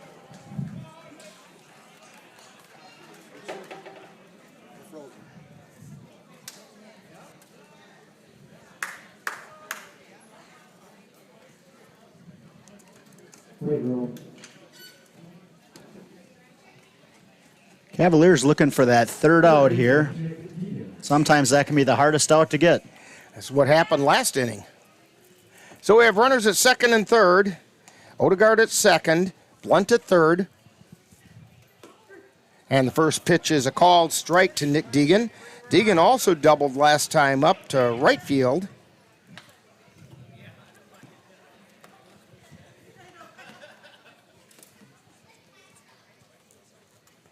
And the pitch, fly ball to right field, coming in as Redwine, and he makes the catch for the third out. But not before the Pirates scratch one more run across. So, they pick up 1 run on 3 hits. There were no errors, and 2 left on base. So we've played an inning and a half, and it's the Pirates 5. And the scoreboard got messed up out there too. Pirates 5 and the Cavaliers 1 on the Northern Light Webcasting Network and NLWN-TV. When you have that craving for a home-cooked meal the way Mom used to make it, rest assured, you can still get that meal by going to Mom's Restaurant and Pub in Colfax. Mom's is open daily, serving breakfast and lunch, and don't forget dinner on Friday nights with Mom's famous fish fry. The coffee is always hot, the breakfast is always delicious, and lunch will put a smile on your face and in your stomach. 225 Bremer Avenue, Colfax. Call 715-962-4617. That's Mom's Restaurant and Pub. Hey, can you chop the pineapple? Chop the pineapple.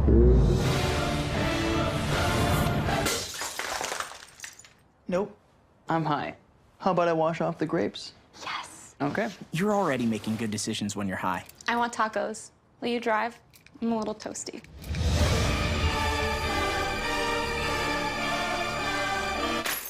Nope. I'm high. Let's order in. Don't make an exception when it comes to driving. If you feel different, you drive different. That's live Eau Claire Cowboy football on Saturday, July 22nd on the Northern Light Webcasting Network and NLWN-TV.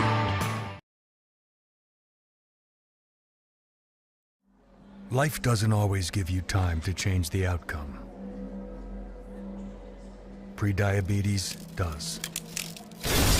1 in 3 adults has prediabetes, but with early diagnosis, prediabetes can be reversed. And you can change the outcome. Take the 1-minute prediabetes risk test today. Go to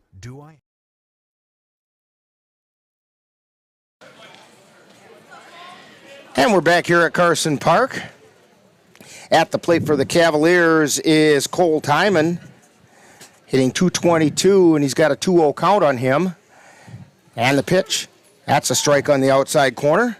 We were having some kind of camera issue. The gremlins were in there. But it looks like we got it back now.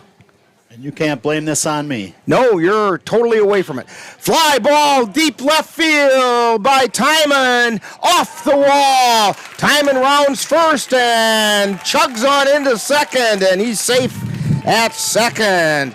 Timon leads off with a double, bouncing it off the Pepsi sign out there. And that might have been just the spark the Cavs needed. That's going to bring up our Geno's player of the game.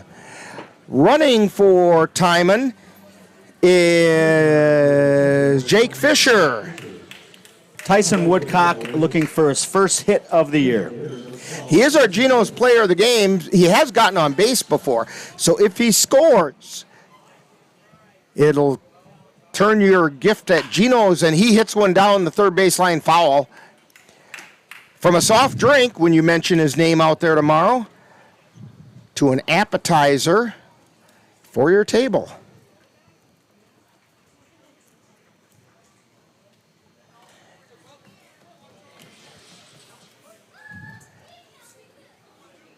Fisher takes a lead out at second as the courtesy runner. And a strike called on the outside corner. No balls and 2 strikes to Tyson Woodcock. Boy, it'd be nice to see him get rid of that 0-0-0 batting average. And that one got him in the hip. So our Geno's Pizza player of the game is on base. So Woodcock went to the Tyler Herman School of Hitting, where if you can't hit the ball, let the ball hit you. That doesn't count to get his batting average off the zeros, but it does count to get him on to first. Cody Dayton at the plate. He's also looking for his first hit as a Cavalier. That pitch is inside. I'm selfish. I'm just looking for the Geno's run.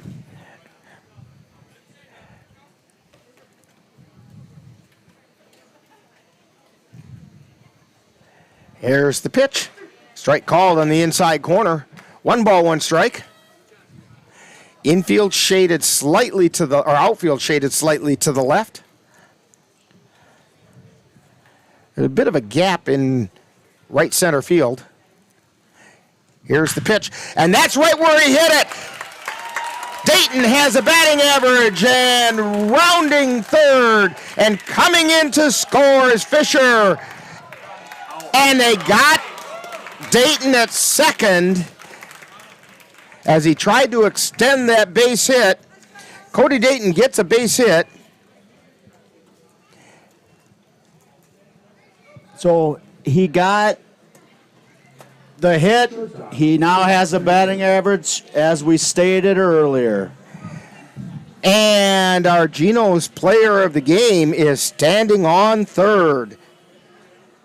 He also picked up an RBI on that hit. Pitch is outside to Caden Erickson. Tyson Woodcock on third. Dickinson delivers. Ground ball foul, just barely. That almost went right over the bag. Looks like the Cavalier coach giving the runner on third some instruction there. To stay on the foul ball side of the baseline.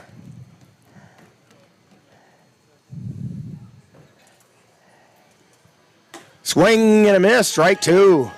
1 out.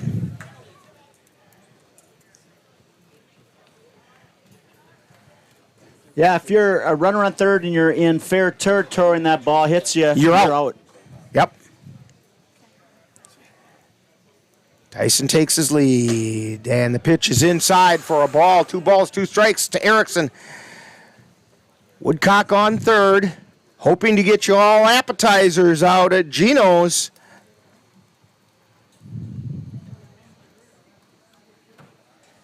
And the pitch. Just inside. That didn't miss by much. Erickson has a good eye up at the plate. 3 balls and 2 strikes with 1 out.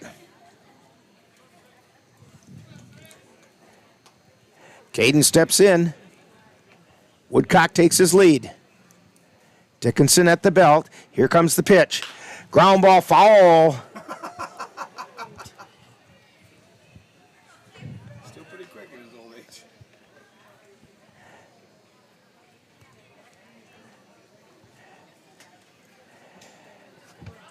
So the count holds at 3-2.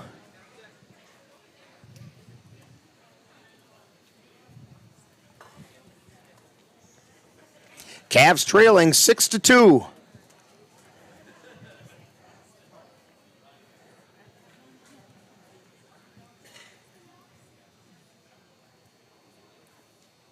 Dickinson's pitch. Fly ball foul on the left side. And we have another one on top of the net.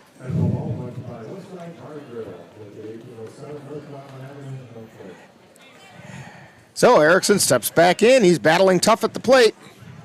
He'd love to pick up an RBI here and get you all appetizers. That one's low for ball 4. Erickson draws the walk. Runners on the corners with Josh Garcia, who laid down a sacrifice bunt his last time up. This might be a bunting situation here with runners on the corners.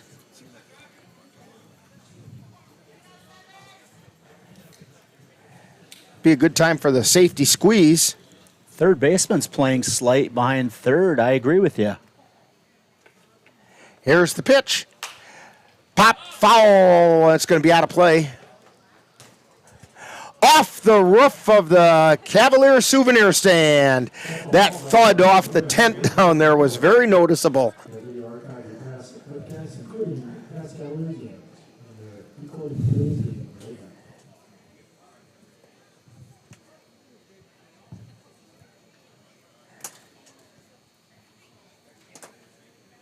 Dickinson at the belt, and he delivers. A looper out into left center field, and folks, you're going to get appetizers because Woodcock comes in to score. And the streak continues. The Geno streak continues.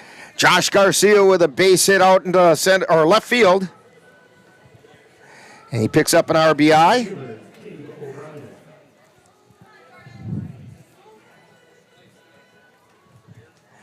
And that brings up Gabe O'Brien. Struck out his first time up. But that was after he hit a towering foul ball that had eyes for Cassie's car. Just foul down right field. Cleared the fan deck. Here's the pitch. And it's at the letters for a strike. 1 ball and 1 strike. That pitch just caught the outside corner.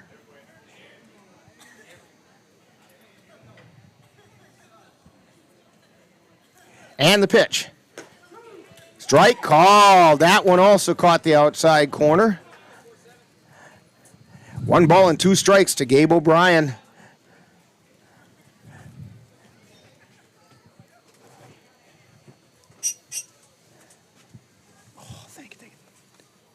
Here's the pitch.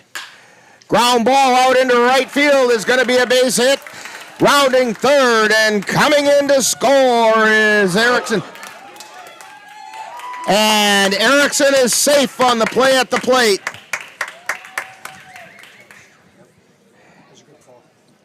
Not sure why he didn't slide, but he was safe, so it doesn't matter.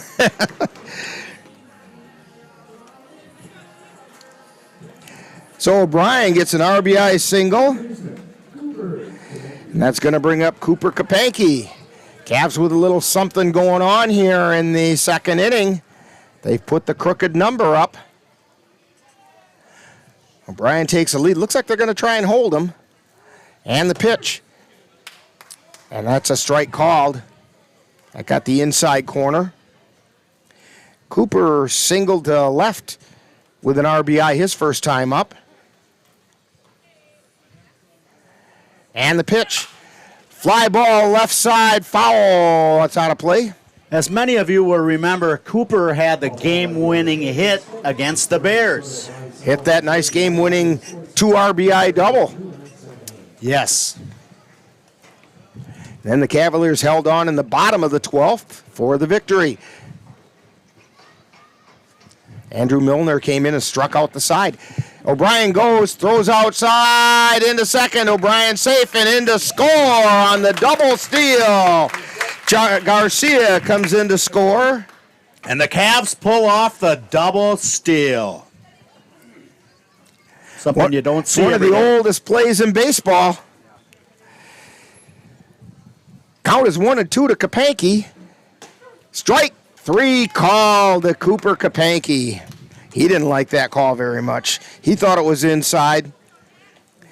2 downs. As Jeremy noted over in the corner, he's been calling that inside corner the whole game. And you know what? The strike zone's what the umpire tells you it is, as long as he's consistent, and he has been. And we all said that up here in the score booth. We've been saying that all season. Here's a ground ball foul down the right side by Jack Redwine, who walked his first appearance. You know, as a player, you're taught to learn what the umpire's strike zone is, so you know what it is, so you can act accordingly. And you have to adjust.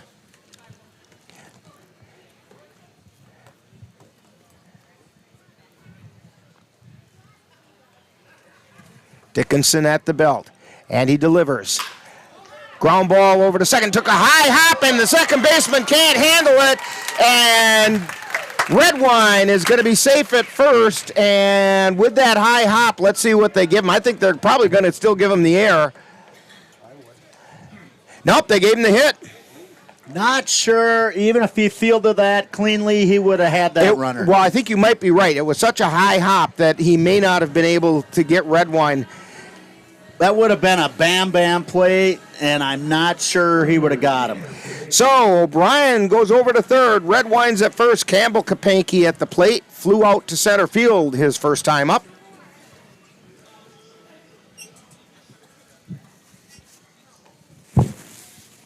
And the pitch. Pop up just out of the infield. Blunt moves over, makes the catch. But the Cavaliers pick up 4 runs on, let's see, I've got 3, 4, 5 hits. 4 runs on 5 hits. There were no errors, and 2 were left on base. So we've completed 2, and all of a sudden we have a ball game here because it's St. Louis Park Pirates 6 and the Cavaliers 5 on the Northern Light Webcasting Network and NLWN-TV. Let Menominee Eye and Optical help you see the world for the beautiful place it is. Doctors Nicholas and Marianne Comro provide both comprehensive and emergency eye care for all, including pediatric and special needs patients. Whether it's examination for glasses to cataract and LASIK care, or diagnosis and management of macular degeneration, diabetic retinopathy, glaucoma, and so much more. In addition, Menominee Eye and Optical's experienced opticians will help guide you to the highest quality eye care for the best value. That's Menominee Eye and Optical, located at 520 Wilson Avenue in Menominee, where they specialize in quality, personalized care for you and your family. If I could be you, and you could be me for just 1 hour.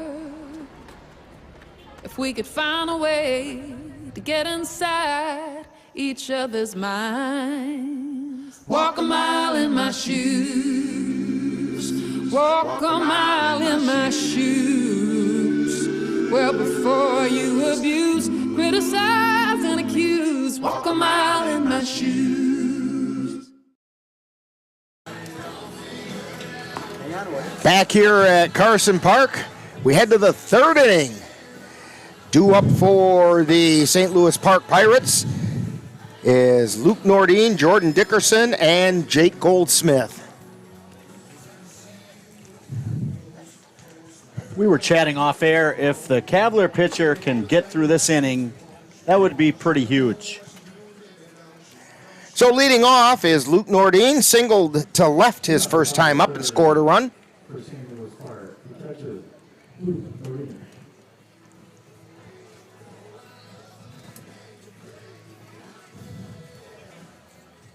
Drew Wathke on the mound, and he delivers the pitch. Swing and a miss for strike 1. I think he might have actually got a piece of that.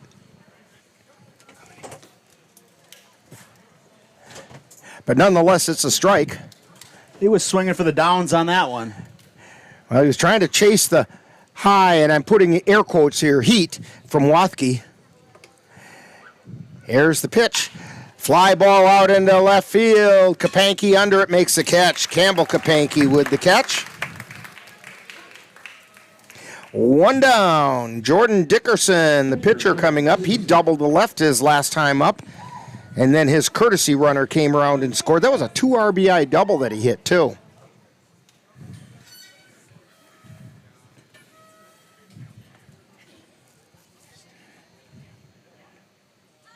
Here's the first pitch. Swing and a miss for a strike. These batters like to get really close to the plate when they're up there. And the pitch. Ground ball, fair territory. Garcia couldn't get his glove on it. And the throw back in.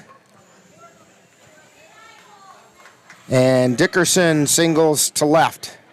The Cavs did a great job getting that ball in right away. The batter definitely wanted to go to second, but was unable to. So, Dickerson is 2 for 2 on the day. And we're going to get a courtesy runner. I believe it's going to be Grabowski again. It is.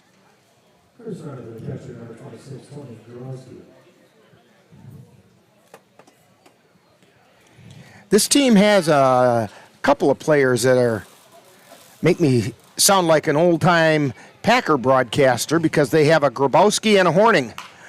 There's a ground ball foul by Goldsmith. Don't remember a Packer named that yet.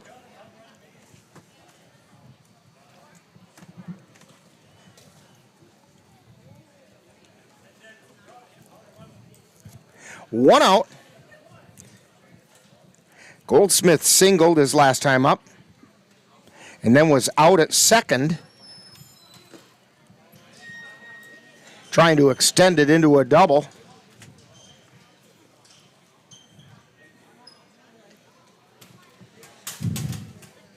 One ball and one strike. Runner goes, swing and a miss, and Timon unable to get the ball out of the glove quick enough. Pretty good jump that time by Grabowski. 1 ball and 2 strikes. Runner at second.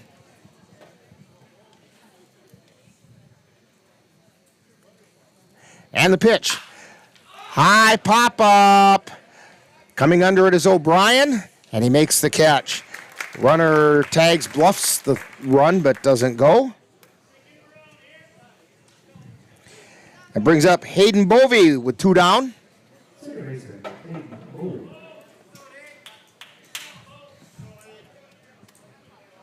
I think they're pronouncing it Bow.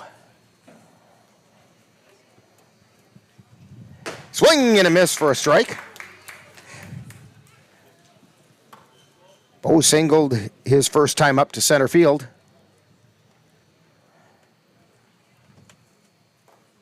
And the pitch, swing and a miss, strike 2. No balls and 2 strikes. Let's see where Wathke likes to waste them or get him to try to chase. Here's the pitch, and he got him to chase, fouled it off on the right side. As a batter, you're taught to protect with 2 strikes. Which means the plate gets a little bigger on you. So 0-2 remains the count and the pitch. That one's inside in the dirt. Runner heads over to third as Timon picks it up. So Grabowski's on third. 1 ball, 2 strikes to Hayden Bow.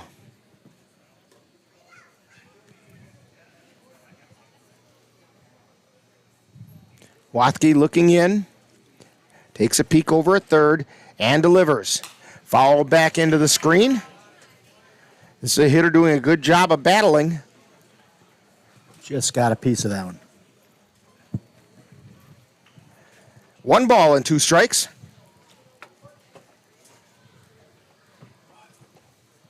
Two down. And the pitch. That's in the dirt. Timon smothers that one. Counts all even at 2-2. We're in the top of the third inning. Deuces are wild. 2 balls, 2 strikes, 2 down. Runner on third. And the pitch. Pop up in the infield. Erickson calls for it. Everyone else backs away, and he catches it. So, no runs on 1 hit, no errors, 1 left, and we've completed 2.5. And there's the first goose egg up on the scoreboard. St. Louis Park Pirates 6 and the Cavaliers 5 on the Northern Lights Webcasting Network and NLWN-TV. If your estate isn't looking quite estate-like, let Midwest Environmental Consultants landscape your estate right up to snuff with installation of retaining walls, brick patios, foundation planting beds, and so much more. Then they'll keep it that way with their expert lawn care service. Call Midwest Environmental Consultants at 608-468-2067. Let Midwest Environmental Consultants help make your estate the showplace of the neighborhood. The Eau Claire Cavaliers would like to take veterans out to the ball game. That's right, as a thank you for your service, any veteran of the United States military can receive a lifetime pass for free admission to all Cavalier home games. Just come to Carson Park with your veteran identification, and the Cavaliers will issue you a free lifetime pass to all Cavalier home games. That's just the Cavaliers' way of saying thank you for your service. Regardless of where you are on your path to retirement, you can still take charge of your financial future today.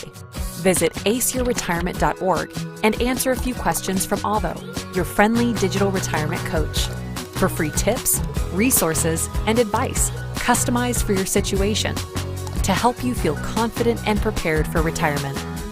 Retirement looks different for everyone. Make sure you're prepared for your financial future at aceyourretirement.org.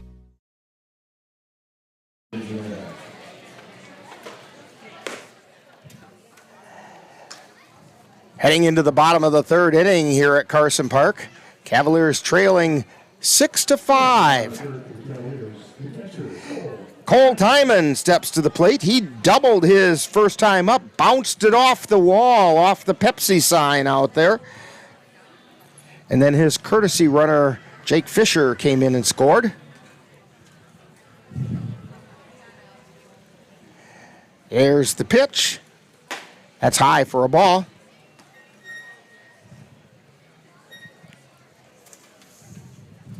Jordan Dickerson still on the mound for the Pirates. And the pitch, it's inside.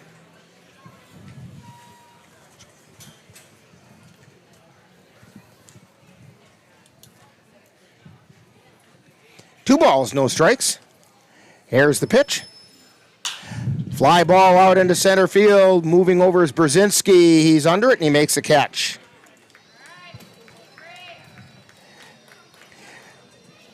And up steps our Geno's player of the game, Tyson Woodcock, who was hit by the pitch his first time up and then provided everybody with the opportunity to get a free appetizer tomorrow by scoring.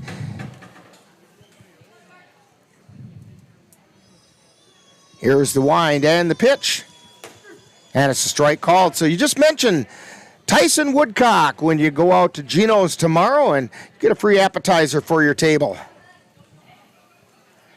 Thank you to the nice folks out at Geno's Pizza for making that available. Fouled off. And, of course, thank you to Tyson Woodcock for making it available as well. Without his help, it wouldn't have happened.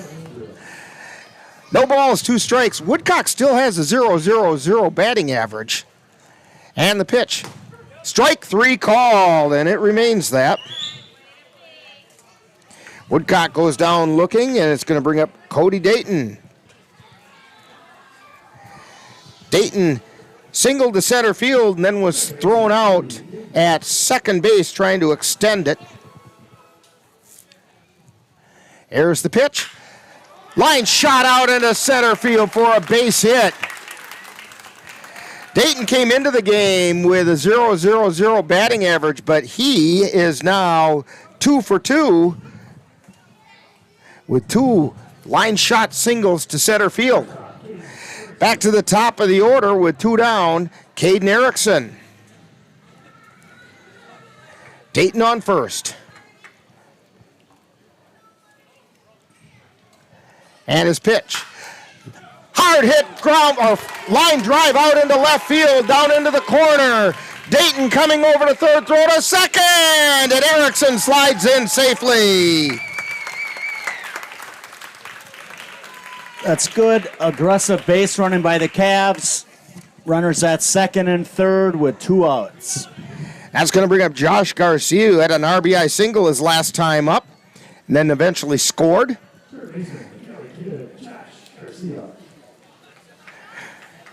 Steve Kent having a little fun with Josh Garcia on the PA, calling him the Cali Kid.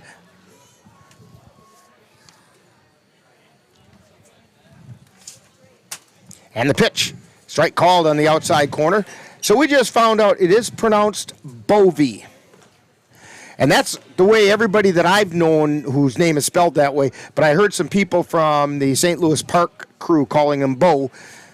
So we'll go with Bovey. Shout out to Jim Ryder. Thanks for checking in on that. It's always nice to have a little help up here. It most certainly is. And a foul ball on the left side, out of play. No balls, 2 strikes, 2 down. Runners at second and third. Cavaliers looking to tie things up. 0-2.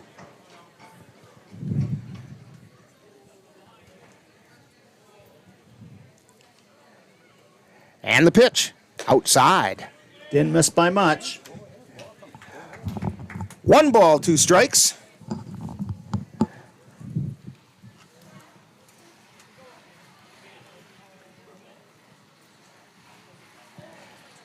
Dickinson steps off the rubber.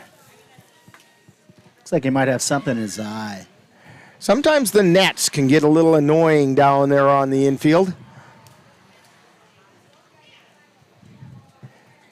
Dickinson at the belt, and he delivers. Chopper over towards third, fielded, throw to first, and the first baseman can't handle it. 1 runs in, here comes another run in, and into second is Josh Garcia. That's going to be a 2-base error on the first baseman. And just like that, the Cavs are back in the ball game. I don't believe he gets credit for an RBI on either one of those runs scoring. But either way, we will certainly take the runs. Cavs go on top 7-6. As Cody Dayton and Caden Erickson came in to score, and Gabe O'Brien is at the plate. Fly ball, right field, shallow. First baseman Odegaard is under it, makes the catch. And the Cavaliers are out of the inning, but not before they pick up a couple of runs on 2 hits and 1 error. So we've played 3, and it's the Cavaliers 7 and St. Louis Park Pirates 6 on the Northern Light Webcasting Network and NLWN-TV.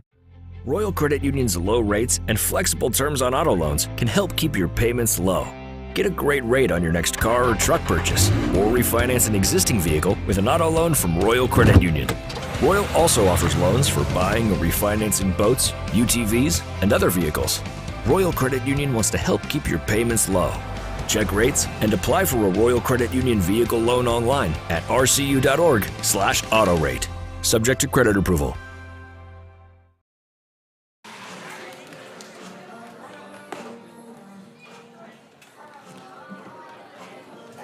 We're back here at Carson Park heading to the 4th inning. Drew Wathke coming back out for his 4th inning of work. Well, you like to see that.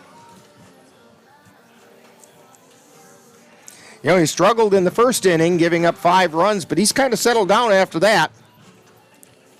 You know, looking ahead, you got that doubleheader tomorrow, and then you got a game Monday and Wednesday. You don't want to burn out your pitchers. Due up for the Pirates. Top of the order, Brady Brzezinski, Chris Duda, and Donald Blunt.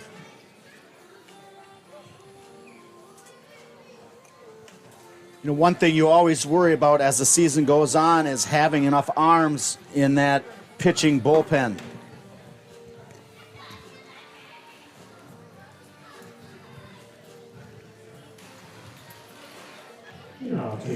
And heading down towards the bullpen for the Cavaliers is Jake Fisher.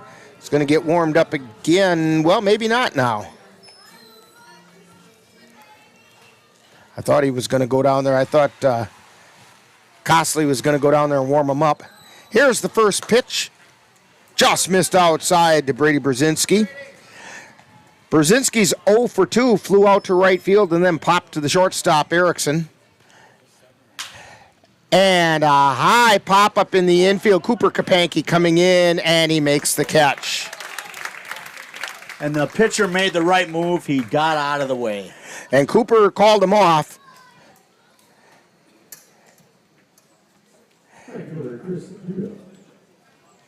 Cooper kind of styling out there with his brand new respectable haircut and shades.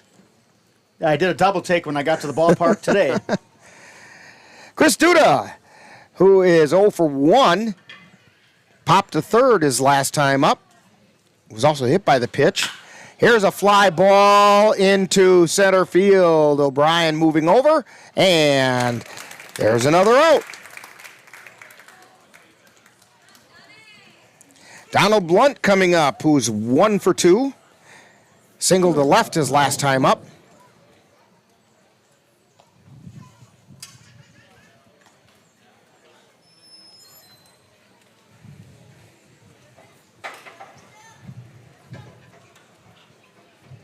Here's the wind and the pitch.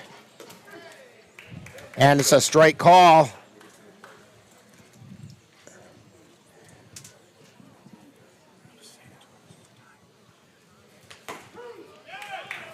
Both pitches on the outside corner, they just caught a piece of it.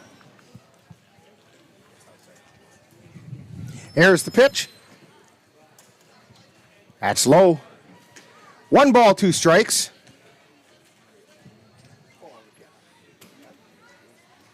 Want to thank the people who are watching the Cowboys take one on the chin to the River City Rough Riders, who have come across and joined us here on NLWN-TV. Here's the pitch. Check swing. Oh, Wathke thought he got strike 3. And Rick Beyer said, no, it wasn't quite there. Full count to Donald Blunt. And that one's in the dirt. So Blunt draws a walk. That's the first walk given up by Wathke. I finally found somebody taller than Cooper Kapanke. Yeah, he's pretty close out there. I think he's wearing his hat high. Yeah. That's what Jeremy says. He's just wearing his hat higher. That's all. He takes off for second, and the pitch misses for a ball. Not sure what happened there, but the Cavs had no chance of getting that guy. I think Wathke went to the windup, and Blunt saw that and took off. Here's the pitch. Ground ball foul on the third base side. As a former player, that wasn't that good, but knew the fundamentals. That's what they teach you. As soon as you see that pitcher going in the windup, go. Go. Chris Odegaard is the batter at the plate. 1 ball and 1 strike. And the pitch. That was a little bit low. Every once in a while, you forget what's going on, and as a pitcher, you're supposed to be in the stretch there, and he wasn't. Wathke at the belt now. Takes a peek at second and delivers. That missed outside.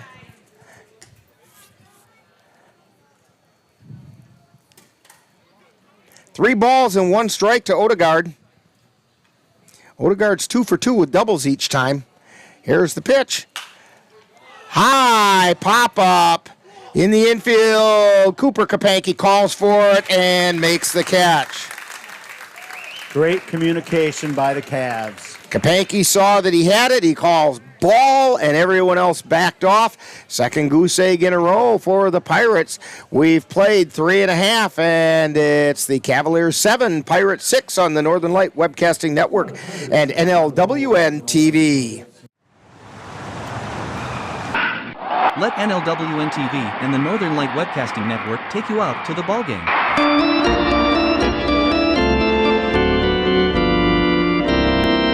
Our next broadcast will be on Sunday, July 16th, when we will bring you the Cavaliers taking on the Bloomer Woodticks in a doubleheader from Bloomer, Wisconsin.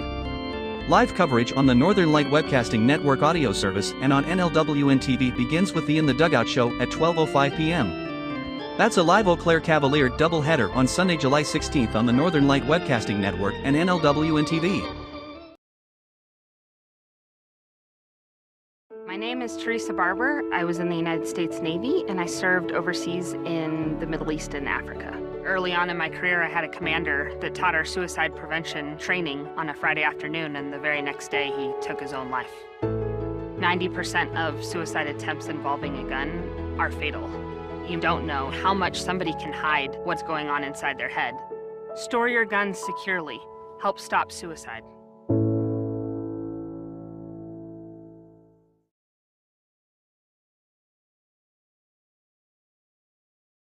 My name is Teresa Barber. I was in the United States Navy and I served overseas in the Middle East and Africa. Early on in my career, I had a commander that taught our suicide prevention training on a Friday afternoon, and the very next day he took his own life. 90% of suicide attempts involving a gun are fatal. You don't know how much somebody can hide what's going on inside their head. Store your guns securely. Help stop suicide.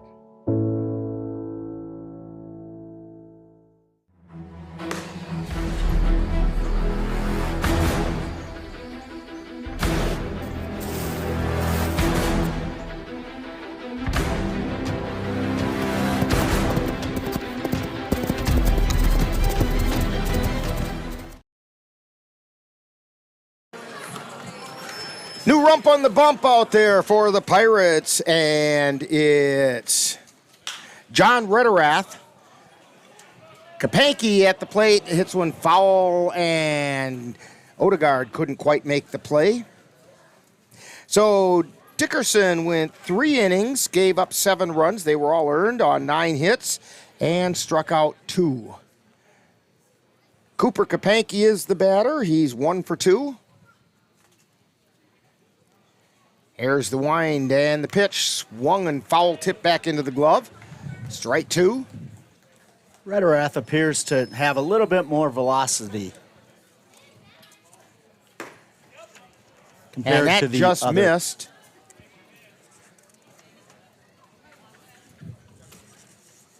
Rederath into the pitch. Line shot, base hit into left field for Kapanke. Rounding first. And holding there. That's what you like to see. Leadoff runner aboard. So Rederath comes into the game last season, had a 3.95 earned run average with 27 1/3 innings pitched. Here's the pitch. That's low and away for a ball to Jack Redwine.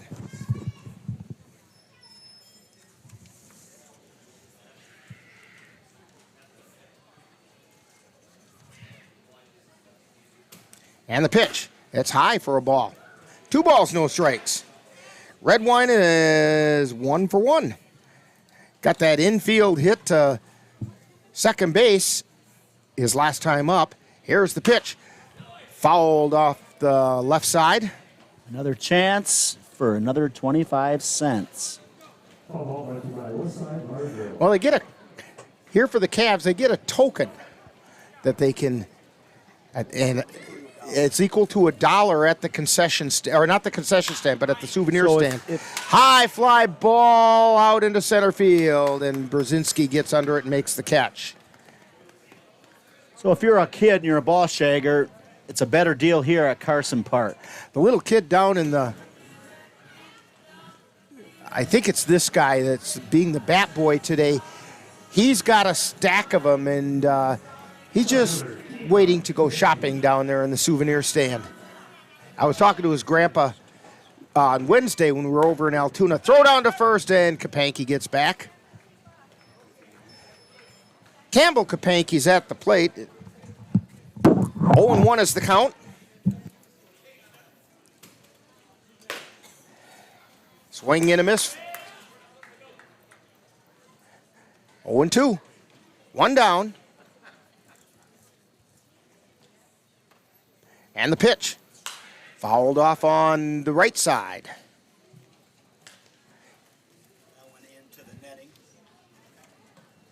That one into the netting. Had to kill your mic where you were getting that new shirt put on. Appreciate that. We like you here, but we don't want to hear you getting dressed. Line shot out into center field for a base hit by Campbell Kapanke. Rounding second and heading over to third is Cooper, and he's going to check in there. Campbell Kapanke with a good, solid base hit to center field. Moves his brother Cooper over to third. That's going to bring up Cole Timon. Timon 1 for 2. Doubled to the left field fence his first time up, and then flew out to center field his last time. He flies out to center field again. It's going to score a run. Here's the pitch. He hits a line shot out into left field. Caught, but here comes Cooper towards the plate, and he's going to score. Sacrifice fly by Cole Timon. It's almost like we have Nostradamus up here sometimes. Once in a while I get lucky. Even a blind bird finds a worm once in a while. We wanted the sacrifice fly, and we got it. Here's our Geno's player of the game, Tyson Woodcock, at the plate.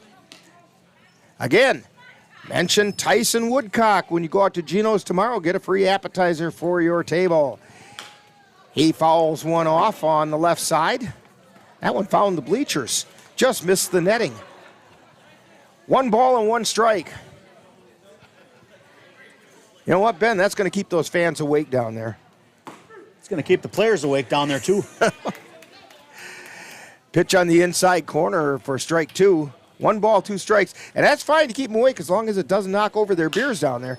There's a ground ball towards second. Picked up, toss over to first in time. Bovee to Odegaard for the putout, 4-3. And that'll do it for the Cavaliers. But they do pick up 1 run on 2 hits. There were no errors and 1 left on base. We've played 4, and it's the Cavaliers 8 and the Pirates 6 on the Northern Light Webcasting Network and NLWN-TV. The roar of our engines, the pump of our heartbeats, the pedal to our metal.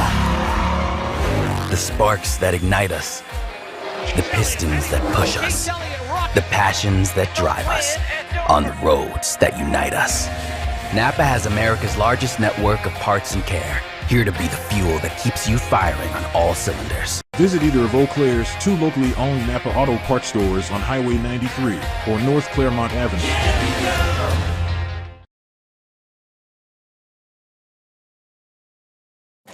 We're back here at Carson Park, and we're heading into the top of the 5th inning. Drew Wathke back on the mound. This is kind of the outer limits for Drew. Campbell Kapanke a little late at getting out of the dugout. He's just heading out there now as Wathke is warming up. When I was a little leaguer, the coach had a deal with us. The last one out of the dugout to warm up, owed him 10 push-ups the next inning. Well, there may have been a reason for, Campbell was the one who, he was coming in off of first, and he took off for second on Woodcock's ground ball, and so he had to come all the way in from second base, get his gear, and head back out there again. We'll cut him a little slack on that one, I think. Due up for the St. Louis Park Pirates, Nick Deegan, Luke Nordine, and I believe John Rederath, unless Dickinson stays in as the designated hitter. When they handed us the lineup card, it was 1/DH. So Dickerson might be staying in. It should be interesting, though, because he's not the pitcher anymore, he's not entitled to a courtesy runner anymore either. So Deegan is at the plate. He's 1 for 2. Doubled his first time up and then flew out to right field, and the first pitch was low for a ball. Wathke winds and delivers. Fly ball out into right field, heading over his red wine. No, O'Brien makes the catch. 1 down. That's what you like to see, efficient pitching by the Cavs pitcher. You know, Wathke isn't a strikeout artist. I don't think he has a strikeout yet today. He doesn't. But he's only walked 1, and he's letting his defense play behind him. Here's the wind and the pitch. Fly ball. This one's going to fall in. Picked up by Redwine back into the infield, and Nordin is on with a single. So he has a 2-hit day. Now, let's see who we have at the plate. It is Dickerson.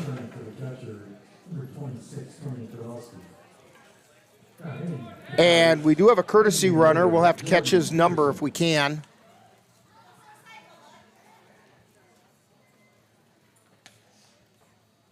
Here's the pitch to Dickerson. He pops it up in the infield. Kapanke in foul territory makes the catch.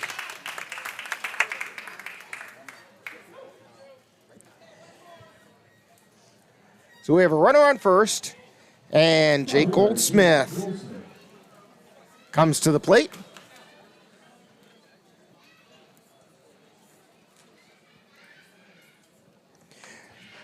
So yeah, I guess even though Rederath came in to pitch, swinging and a miss for a strike, Jordan Dickerson remained in as the designated hitter and proceeded to pop out in foul territory to the first baseman. And that pitch is a little bit low and gets by Timon. I wonder if they didn't get crossed up there, the catcher and the pitcher. I think you might be onto something. At any rate, Nordin, well, it's not Nordin, whoever's running for him.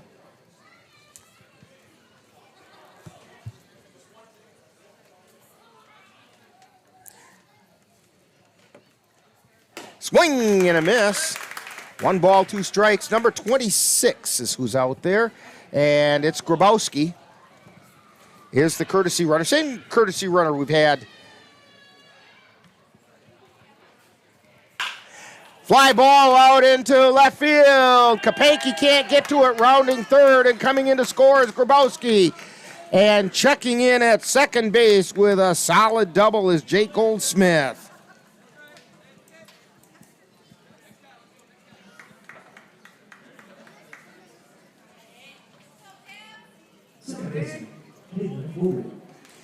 So Hayden Bovee is at the plate. By the way, that makes Goldsmith have a 2-hit day. Here's the pitch to Bovee. It's outside for a ball.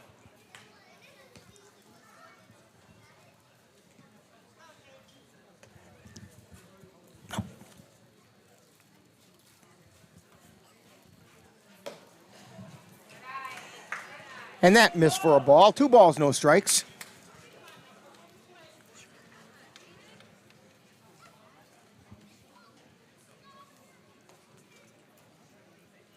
And the pitch. Line shot right back up the middle. It almost took Wathke's feet out from under him, rounding third, coming towards the plate. The throw to the plate, they're not going to get him. Wathke backing up the play. But Bovee checks in at second. He's going to get a base hit to center field. And then he went to second on the play at the plate. He does pick up the RBI. As Goldsmith scores. We have a convention on the mound. Looking down in the Cavalier bullpen, we have Jake Fisher warming up.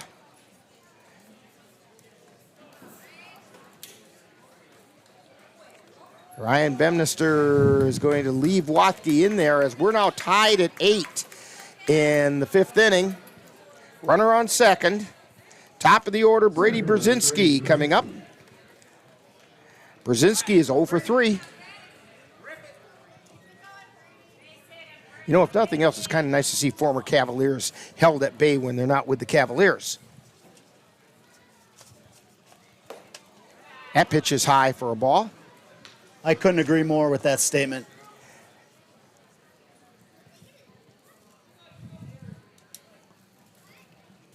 Wathke at the belt.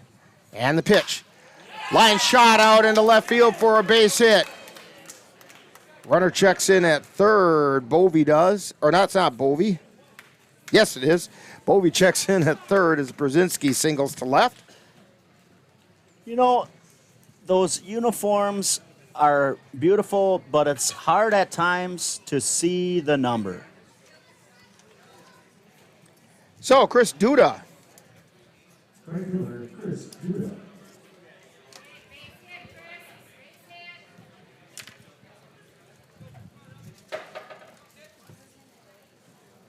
You got to be careful here. If you're the Cavs, you got runners at first and third. Duda is 0 for 2. Runner goes, throw down to second. No, they don't have him. Ball gets away, but the runner from third does not advance. That was a good job of backing up the throw. Took a high hop off of Erickson, and Dayton was backing up over it from second base and got it right away, which kept the runner from third from making the play at the plate. 1 ball, no strikes. 2 down. There's a strike called. Counts even at 1-1. Runners at second and third.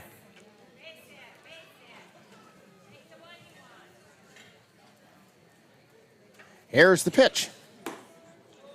Just missed outside. Didn't miss by much. I think it was a hair high. And Rick Byer thought the same. Well, he thought that it missed anyway. Here's the pitch. Fly ball, right field, foul. And it lands in the fan deck. And Johnny on the spot is on it. There he goes. It's one of the great parts of baseball here at Carson Park is the youngsters chasing after those foul balls. 2 balls, 2 strikes, 2 down, 2 on. Chris Duda at the plate. And the pitch. Fly ball out into left field. Kapanke under it makes the catch. Just what the doctor ordered. The Pirates are out of the inning with 2 runs on 4 hits. There were no errors, and 2 were left on base.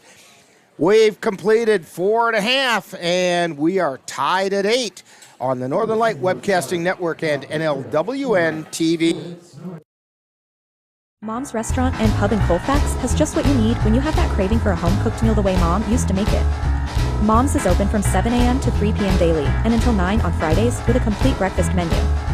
Lunch includes sandwiches, salads, wraps, and burgers, along with Mom's comfort food favorites, and don't forget dinner on Fridays with Mom's famous fish fry.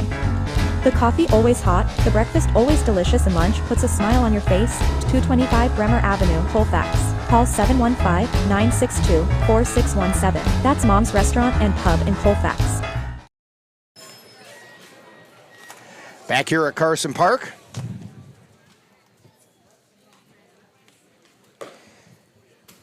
Rederath getting his warm-ups. And due up for the Cavaliers, Cody Dayton, Caden Erickson, and Josh Garcia.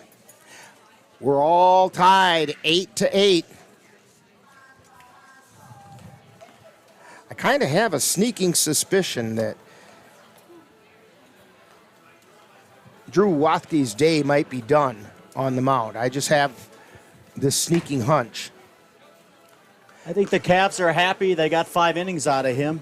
Tyson Woodcock is starting to stretch out.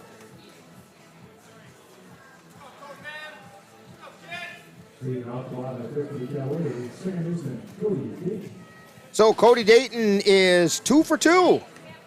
Came into the game with a 0.00 batting average, and he has made it much better.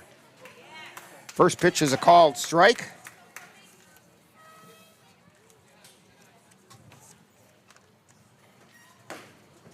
He blew that one by him. 0-2 is the count.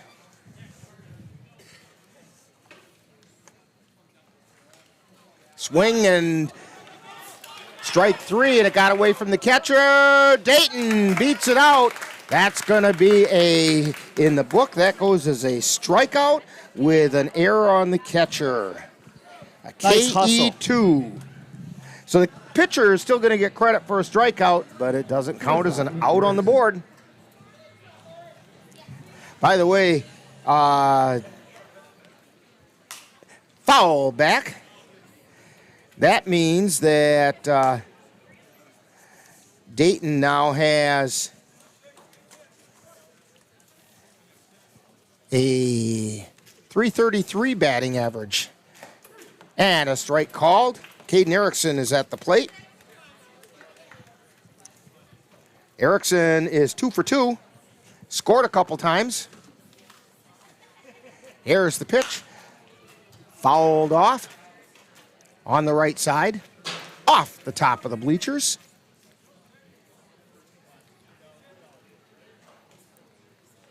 No balls and 2 strikes. And the pitch. Ground ball over to third. Picked up, throw to second for 1. Turn to first, and Erickson beat it out. So Erickson gets credit for a fielder's choice. Good speed by Erickson to prevent the double play there. So 1 out. Josh Garcia comes to the plate. He's 1 for 2. He's also got a sacrifice bunt. And the pitch fouled away off the left side. Erickson was going on the pitch. Looked like he might have been safe had the batter not swung. Oh, I don't think there was any doubt. He got a great jump. But he gets to retrace his steps back to first. Takes his lead. Here's the pitch. He goes again. Throw it on to second, and it gets past the shortstop. Backed up nicely by the center fielder. Erickson safe at second with a stolen base. So the leading run out at second base. And Josh Garcia with an 0-2 count.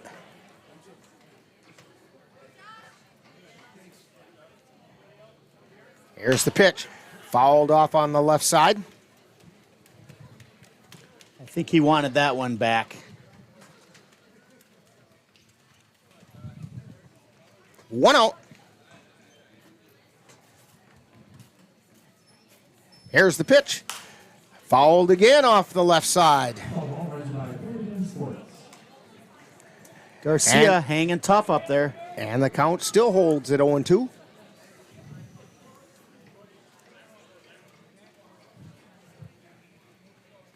Garcia with a slightly closed stance. Here's the pitch. Swung on, and it got away from the catcher. And down to first goes Garcia. And Erickson, nobody's covering the plate. Erickson dives in. And that is heads up base running by Caden Erickson. That's another KE2. And Erickson scores. Erickson on the error on the catcher. That's an unearned run, but you know what? Puts the Cavaliers ahead. They'll take it. We will take it. And you're right. That was very heads-up base running by Caden Erickson when he saw the pitcher did not cover the plate.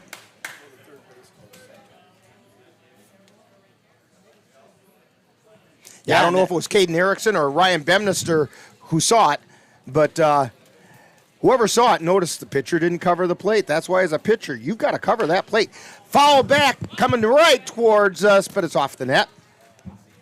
You know, I don't notice everything, but thankfully our cameraman did. So thank you for... Attaboy, Jeremy. Thanks, Jeremy. Jeremy deserves some attaboys every now and then. We try not to do it too often, or we'd have to widen the door to the press box just to get his head through. But it's okay. We'll give you one once in a while. 1 ball, 1 strike, 1 out. Strike called on the outside corner to Gabe O'Brien. O'Brien's 1 for 3. Jeremy was shaking his head on that one.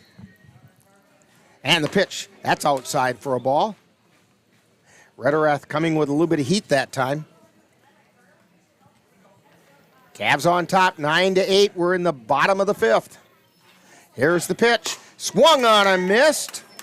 And diving into second. And safe there is Garcia with a stolen base.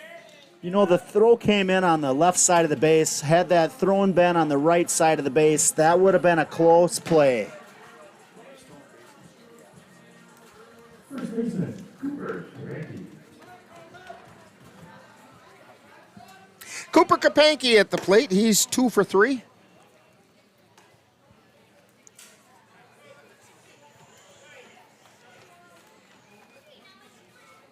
And the pitch inside.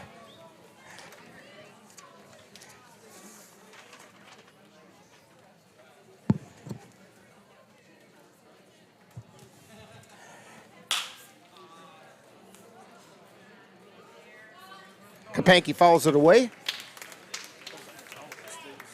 Oh, sorry about that. I was distracted by the statistics. So Kapanke flies to center. Thank you, Jeremy. We just got to put Jeremy on the play-by-play. I guess that's what it's going to take here. So the Cavaliers go down in the 5th inning, but they do pick up a run on no hits. There were 2 errors and 1 left on base. So we've played 5 innings, and it's the Cavaliers 9 and the St. Louis Park Pirates 8 on the Northern Light Webcasting Network and NLWN-TV. The Eau Claire Cavaliers would like to take veterans out to the ball game. That's right. As a thank you for your service, any veteran of the United States military can receive a lifetime pass for free admission to all Cavalier home games. Just come to Carson Park with your veteran identification, and the Cavaliers will issue you a free lifetime pass to all Cavalier home games. That's just the Cavaliers' way of saying thank you for your service.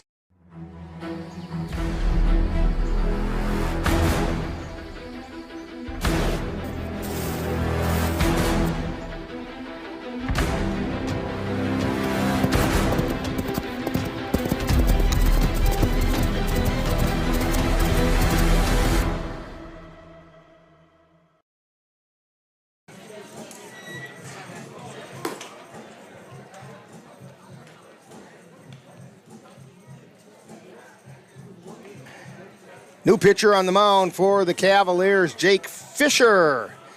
Drew Wathke through 5 innings. He gave up 8 earned runs and only walked 1. He did not strike anybody out.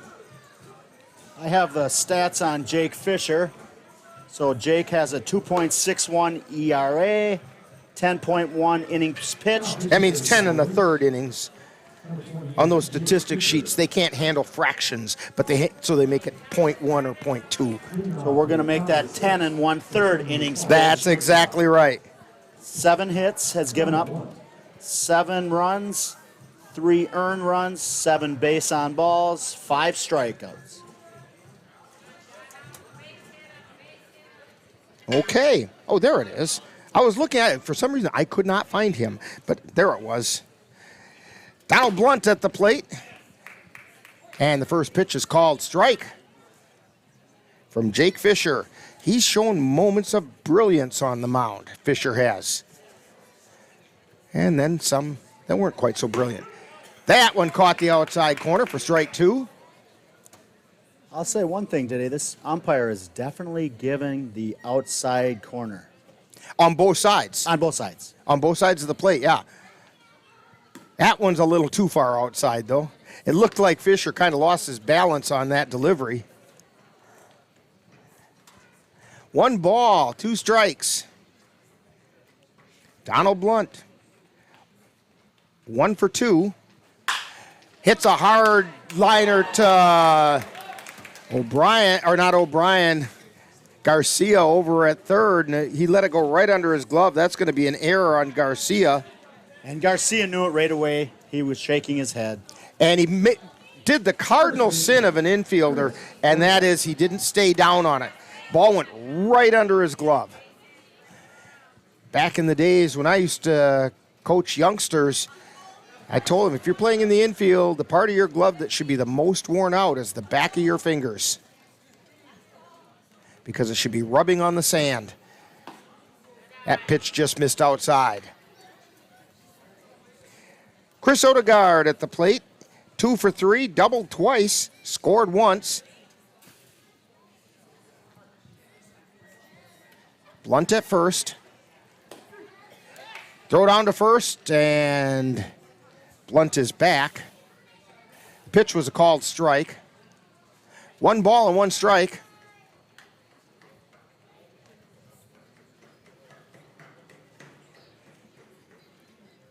Fisher looks in for the sign. Throw over to first. Blunt's back safely.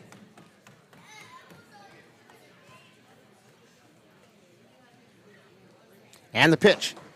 That missed high and away. 2 balls and a strike. Fisher kind of thought he had that one, but it was just a little bit too high.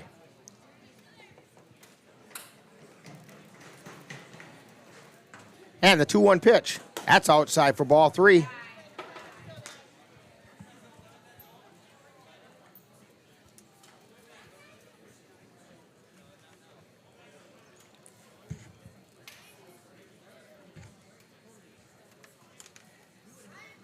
Fisher at the belt. The 3-1 pitch. Fly ball out into center field. O'Brien moving over, and he makes the catch. So 1 down. It's going to bring up Nick Deegan. Deegan is 1 for 3. He doubled in the first inning, and then he flew out to right and flew out to center. I wouldn't mind if he'd fly out to left this time. That would spread the love. I agree.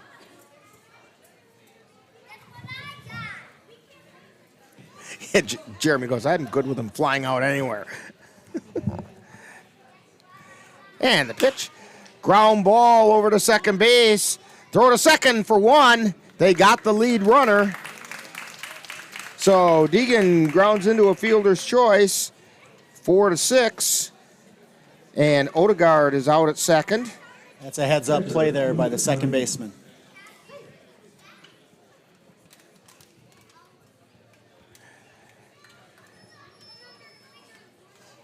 Dayton fielded it and realized, hey, I can make this play, and he tosses it over to second to Erickson. Luke Nordine at the plate. 2 for 3. He singled twice, scored twice.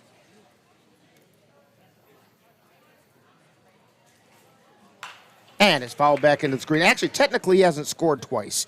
He singled twice, he scored once, and his courtesy runner scored once.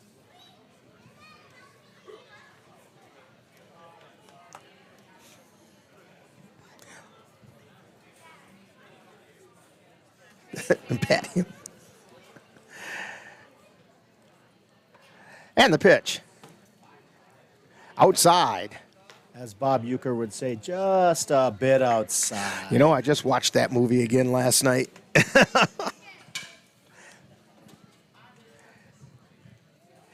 Fisher at the belt, and he delivers. That's a little bit low. Rick Beyer saying, nope, that's a little low. Of course, Nordine has high knees. There's the pitch. Outside. So Nordine draws a walk. We've got 2 outs, and we've got 2 runners on base. Brings up Jordan Dickerson. Dickerson is 2 for 3. He doubled. And it looks like we're going to get singled. a new runner at first base. And that's Grabowski coming in to run. And he is fast. He's running for Nordine, the catcher. Pitcher Fisher steps off the mound. Well, he made that bluff throw to second.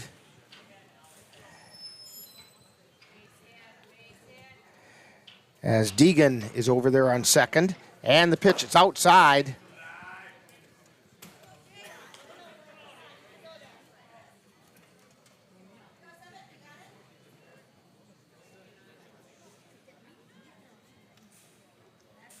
Fisher looking in.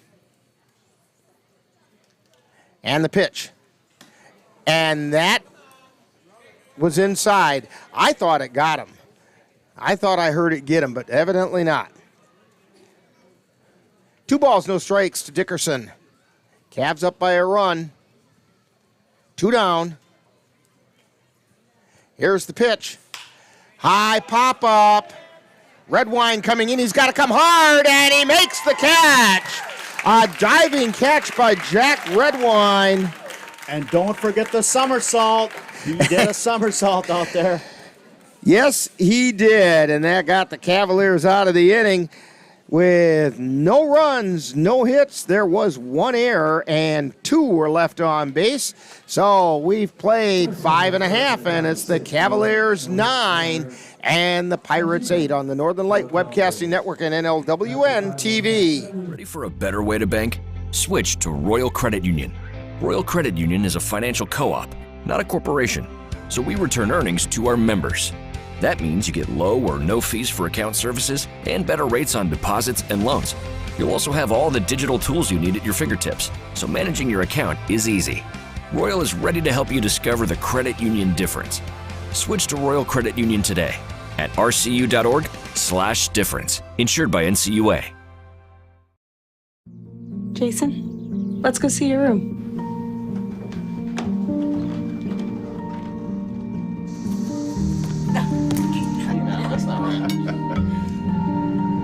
How is it? Is it good?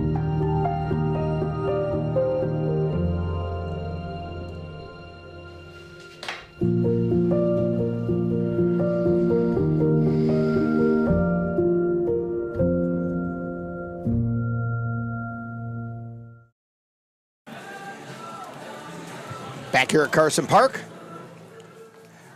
Rick Olson along with Ben Ryder, Cassie Johnson-Nelson, and Jeremy DeGrosse bringing you today's action-packed game between the Cavaliers and the St. Louis Park Pirates. Defending Minnesota Class A champions. The Cavaliers giving them everything they can handle.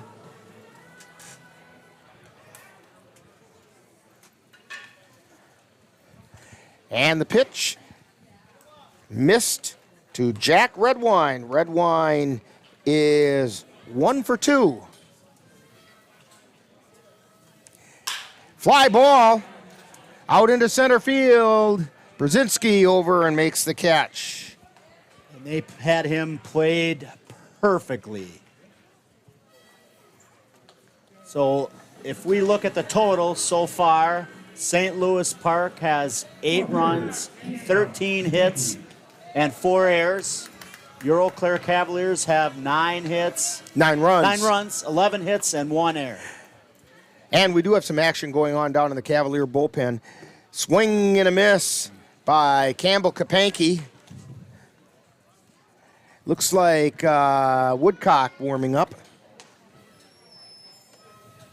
And the pitch. Fly ball, shallow center field, coming in hard is Brzezinski, and he makes the catch in a collision, but he hangs on. 2 down.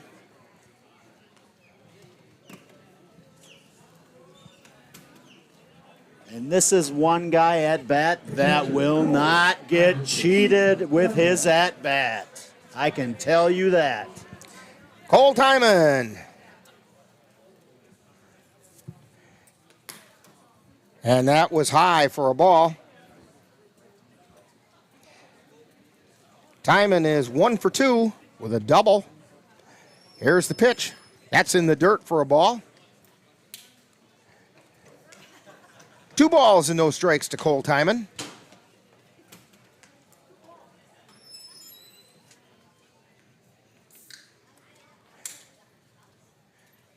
There's the wind and the pitch. That's a little bit high for ball 3. 3 balls, no strikes. And the pitch. Strike called. I should mention that there is action in the Pirates bullpen. Nothing serious. Looks like just a little soft toss. And a high chopper over to third. Picked up, throw over to first in time. So the Cavs go down 1, 2, 3. And the Cavaliers get no runs, no hits, no errors, and nobody left on base. We're heading into the 7th inning on the Northern Light Webcasting Network and NLWN-TV. To get your lawn or garden to perform at attracting what you want, you first need to know what your soil is working with. That's where Midwest Environmental Consultants can help. Their soil testing service can give you a complete rundown on your soil's nutrition and health. They test for nitrogen levels, phosphorus, potash, micronutrients, minerals, pH, and organic matter. Let Midwest Environmental Consultants put you in control of your soil's health. Call Midwest Environmental Consultants at 608-468-2067. That's Midwest Environmental Consultants, serving Western Wisconsin. Hey guys, it's me, Isabella Gomez, filling in for Smokey Bear because he's got more to say than just... Only you can prevent wildfires. Like, if you're outside enjoying a barbecue, don't let a hamburger distract you from fire safety. Make sure you aren't dumping your hot coals or ashes onto the ground because that could start a wildfire. So take wildfire prevention seriously and let's save the world one day at a time. Juntos con Smokey Bear. Hey, can you chop the pineapple? Chop the pineapple.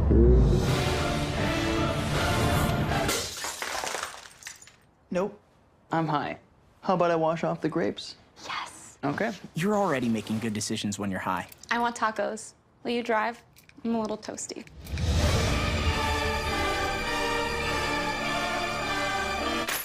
Nope. I'm high. Let's order in. Don't make an exception when it comes to driving. If you feel different, you drive different.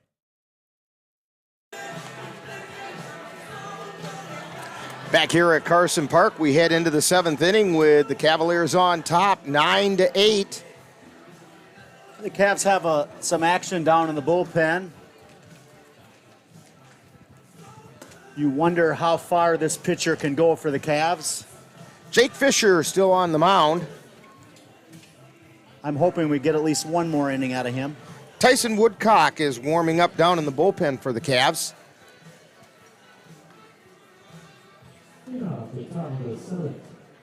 And so heading into the top of the 7th inning for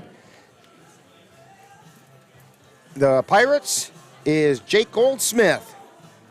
Goldsmith is 2 for 3. He singled, doubled, and scored a run, and then he also flew out to center field. And there is a bit of a conference at the mound. Yeah, Cole Timon went out to have a talk or two to Jake Fisher, and they're looking like over towards the bullpen, like, how ready are you? Cole Timon is the veteran out there. He knows what's going on, and Ryan Bemnister relies on him a lot. Goldsmith at the plate. Fisher winds and fires. Strike called.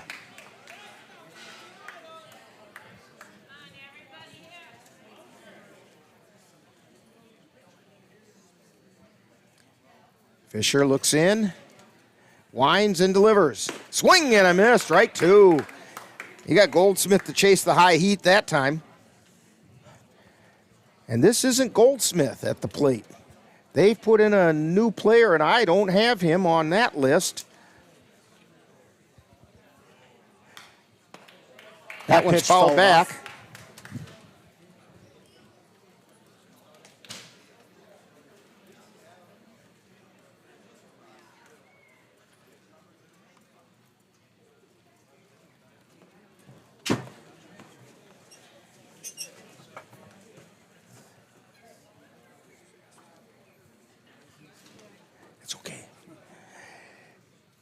Fisher at the belt. We're trying to catch this guy's name.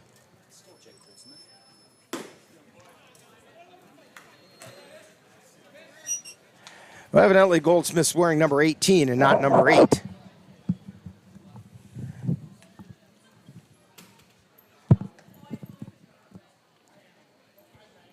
Here's the pitch. That's high for a ball.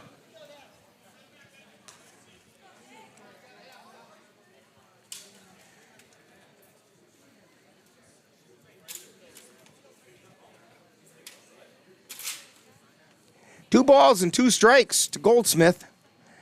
And the pitch swung on and missed, strike 3.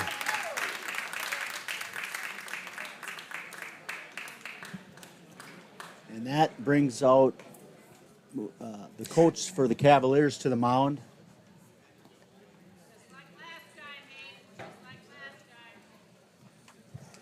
And so I think we've got a pitching change going on, and we'll get that all straightened out right after this timeout on the Northern Light Webcasting Network and NLWN-TV.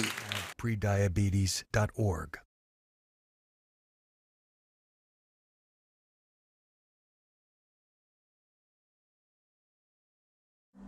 Life doesn't always give you time to change the outcome. Prediabetes does. 1 in 3 adults has prediabetes, but with early diagnosis, prediabetes can be reversed. And you can change the outcome. Take the 1-minute prediabetes risk test today. Go to doihaveprediabetes.org.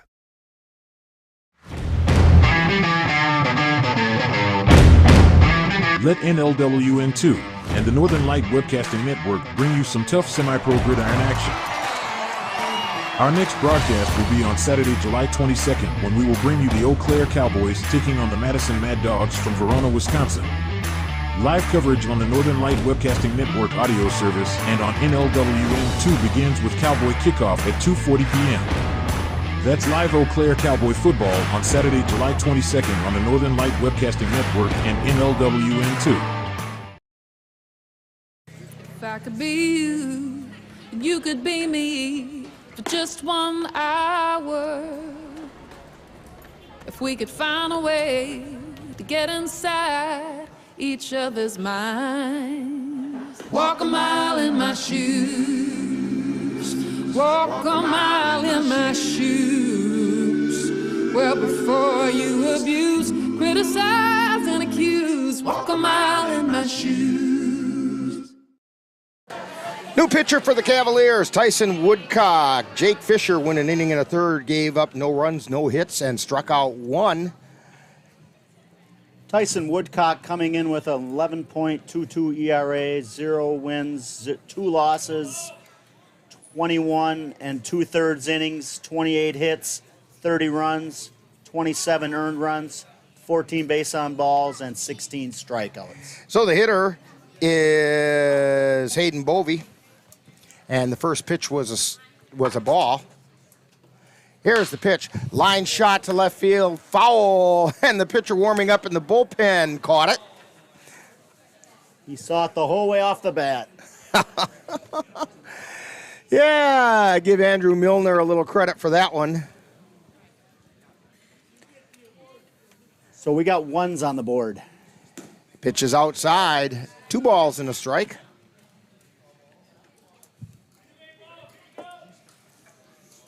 On deck is Brady Brzezinski. Swing and a miss, strike 2.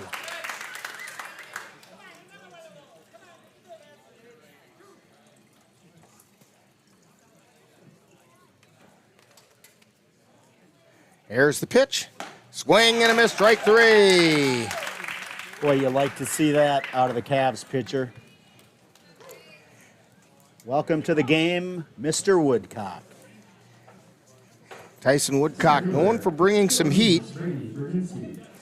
Not always having the best control in the world, but bringing some heat, and he did a nice job there. Ball gets loose from the bullpen. Ryan Bemnister went out and did a nice job of fielding it. Here's the pitch. That missed to Brady Brzezinski. Brzezinski's 1 for 4. And the pitch is high.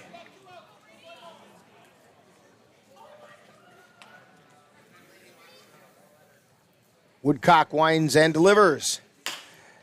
High chopper over towards first. Kapanke grabs it and makes the tag. Heads up play by Kapanke there. So 3 up and 3 down for the Pirates in the top of the 7th. It's time for the 7th inning stretch with the Cavaliers on top. 9-8 on the Northern Light Webcasting Network and NLWN-TV.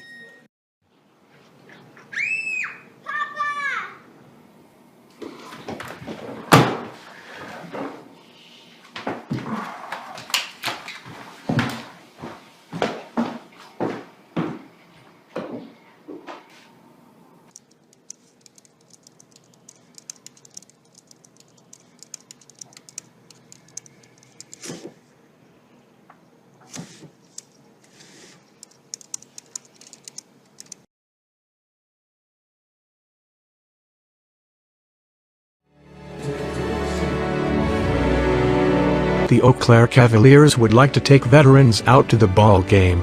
That's right, as a thank you for your service, any veteran of the United States military can receive a lifetime pass for free admission to all Cavalier home games.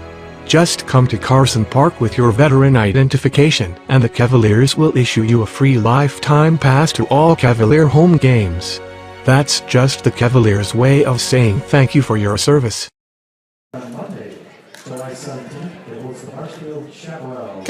Cavaliers just mentioned their pot of gold winner. It's not the same as the Powerball tonight, but it is $122, so somebody's coming away a little richer. I could sure use that. Gino's player of the game, and now the pitcher, Tyson Woodcock at the mound, and a fly ball out into center field. Gets Brzezinski turned around, but he gets back and makes the catch. Brzezinski, being the veteran that he is, was all over that one. He had to get back, and he had to turn around and readjust, and got there and made the catch. Cody Dayton comes to the plate. 2 for 3. He hits a fly ball to center field. There goes Brzezinski again, backing up and makes the catch. So if Brzezinski can make one more catch, he'll tie the record for 3 putouts by the same position player in 1 inning. That's 5 out of the last 6 outs that Brzezinski has made. It puts us to the top of the order. Caden Erickson. Swing and a miss. Got a piece of it, actually. Sent it back to the screen. Either way, it's a strike. Here's the wind and the pitch. It's low for a ball. 1 ball and 1 strike. And the pitch. Line shot out into left field, and making the catch out there is Goldsmith. Got a nice piece of wood on the ball that time by Erickson, but Goldsmith hustled over and made the catch. So we've completed 7 with the Cavaliers having the lead 9-8 on the Northern Light Webcasting Network and NLWN-TV. Let NLWN-2 and the Northern Light Webcasting Network bring you some tough semi-pro gridiron action.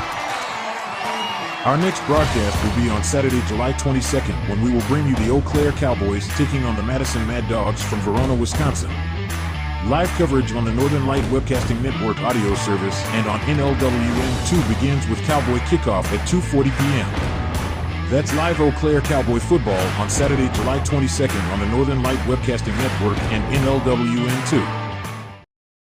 Regardless of where you are on your path to retirement, you can still take charge of your financial future today. Visit aceyourretirement.org and answer a few questions from Alvo, your friendly digital retirement coach, for free tips, resources, and advice customized for your situation to help you feel confident and prepared for retirement. Retirement looks different for everyone. Make sure you're prepared for your financial future at aceyourretirement.org. We're back here at Carson Park as we head into the 8th inning. Cavaliers up by a run, 9-8. And we are going to see Mr. Woodcock again. Yes, Tyson Woodcock comes back out to the mound to face Chris Duda, Donald Blunt, and Chris Odegaard. Duda stepping up, and he is 0 for 3. He got on base after being hit by a pitch his first time up and scored a run. Here's the pitch. It's outside for a ball.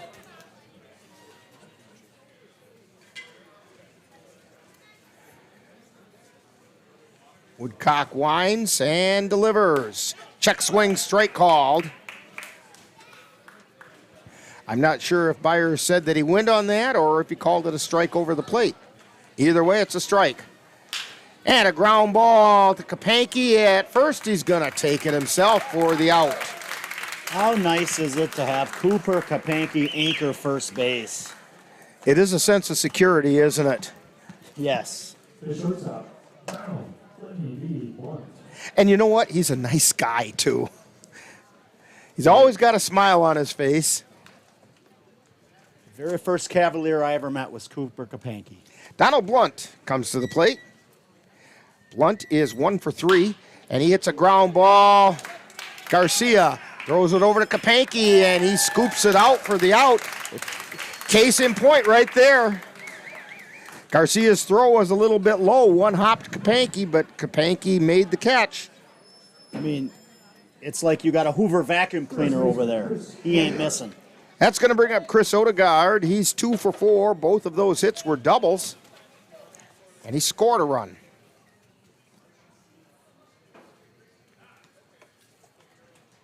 Here's the wind and the pitch. I think it was a little bit low. It was a ball. And the pitch. That was also low. 2 balls, no strikes. Tyson Woodcock on the mound. He's got 2 outs to work with now. Odegaard at the plate. The 2-0 pitch inside for ball 3. With a 1-run game, you know Odegaard's taking on this one.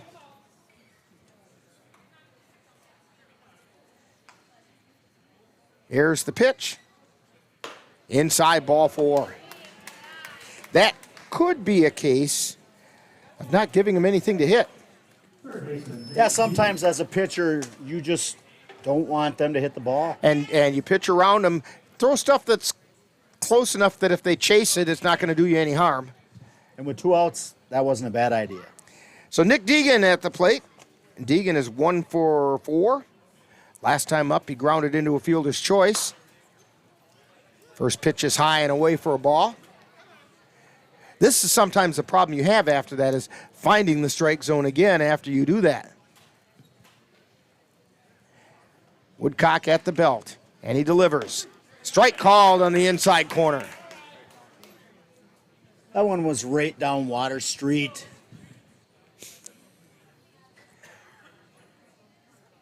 And we have time called.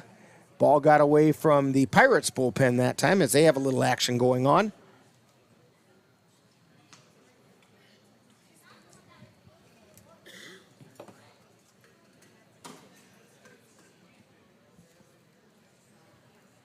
Here's the pitch. It's outside. So Woodcock was efficient with the first 2 batters, and now he's lathered a little bit. Tony Grabowski warming up down in the Pirates bullpen. And Ryan Bemnister mentions down to the Cavalier bullpen. He wants them to get up and start working. 3-1 now is the count.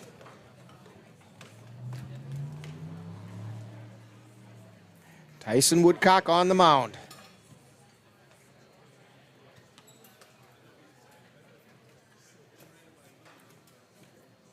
And the pitch. Outside, ball 4. 2 straight walks given up by Woodcock. And that brings a trip to the mound by the Cavs manager. My guess is he's just going out there to settle him down a little bit.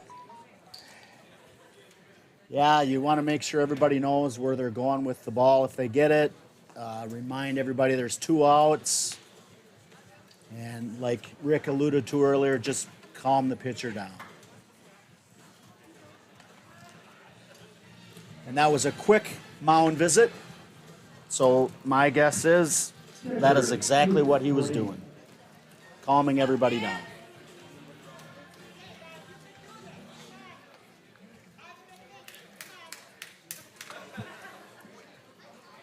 So stepping up is Luke Nordine. 2 for 3, singled a couple times. That one went over his back, and the runners each advance a base. That puts the tying run 90 feet away.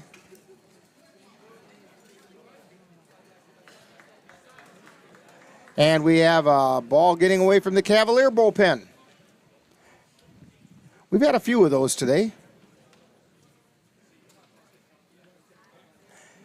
1 ball, no strikes.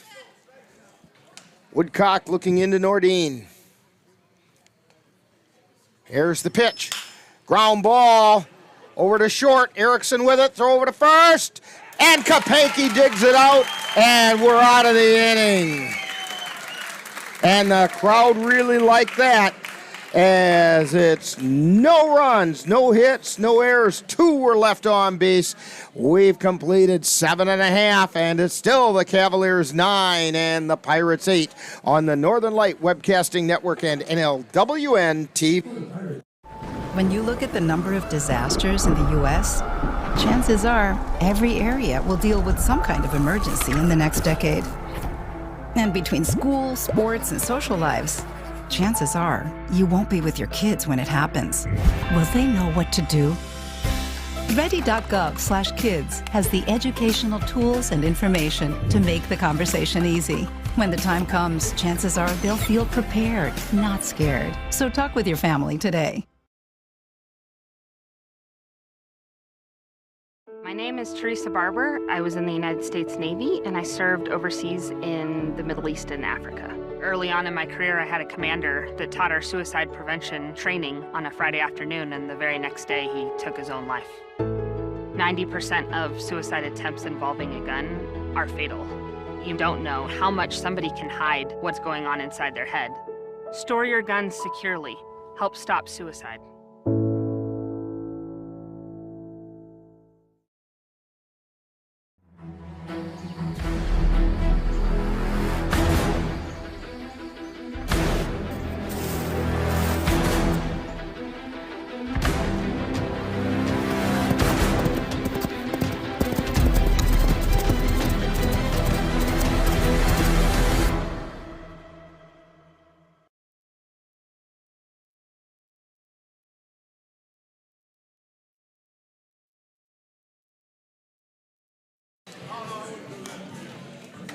And we have a new rump on the bump for the St. Louis Park Pirates. And it is Tony Grabowski. We've seen him as a courtesy runner a few times, but he's coming into pitch now. And Rederath went, let's see here. John Rederath went 4 innings, gave up 2 runs, one of which was earned on 2 hits, and he struck out 1. Due up for the Cavaliers in the bottom of the 8th inning are Josh Garcia, Gabe O'Brien, and Cooper Kopenke. Cavaliers would sure like to manufacture they'd sure like to manufacture an insurance run. Do you see him over there? I see 6 games for Grabowski, 7 innings pitched, 5 hits, 13 runs, 13 earned runs, 19 base on balls, 11 strikeouts, and 2 hit by batsmen with a 16.71 ERA. Well, let's hope the Cavaliers can take advantage of that.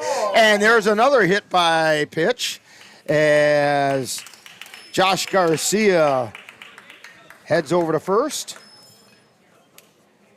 That drew an ooh from Cassie. I think the mothering instinct in Cassie is ready to go down and take care of these guys. Hey, I'll take a runner any way we can get one. So we've got Gabe O'Brien at the plate. O'Brien's 1 for 4 today. Grabowski at the belt. And he delivers. That's inside. It gets away from the catcher, and Garcia heads down to second. Boy, if you're the Cavs, you'd like to get that runner in. Nobody out.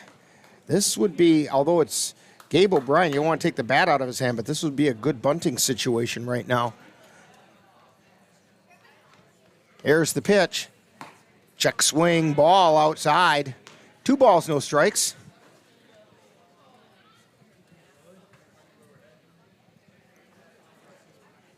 Grabowski looks over at second and delivers. That's high for a ball.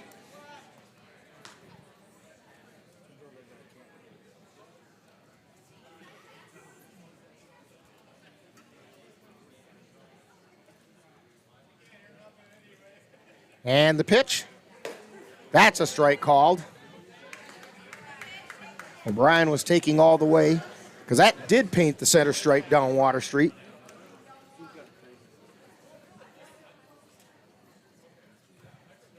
And the pitch. Ground ball over to first. It's picked up by Odegaard, who races him to the bag, and Odegaard wins the race. But it does advance the runner. Garcia is now over on third. And Cooper Kapanke comes to the plate.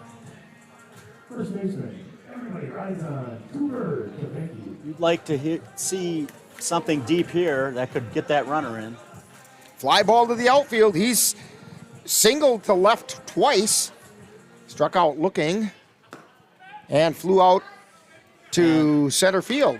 And the infield for the Pirates is playing for the play at the plate. Everybody's in.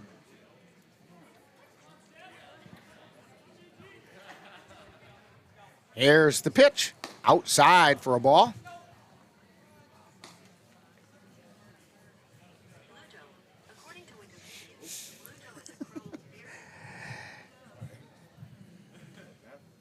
Here's the pitch. Fly ball out into left field. It's going to fall. Foul ball. Just inches foul. I think there might have been 3 blades of grass between it and the stripe. I counted 4, but if you say 3, I'll go with that.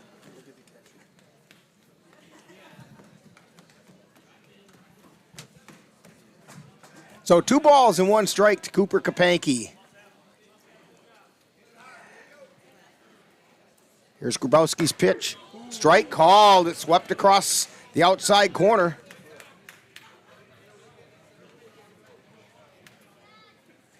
Two and two now is the count. Garcia at third. Here's the pitch. High chopper out to short. Garcia coming to the plate. They thought about making the play, throw over to first to get Kapanke, but Garcia is safe at the plate. Garcia simply got too good of a jump. No chance to get Garcia at home. So Garcia scored. That little added run, that's a little help there for the Cavaliers. Now with 2 down, Kapanke gets an RBI on that. Jack Redwine comes to the plate. Jack is 1 for 3.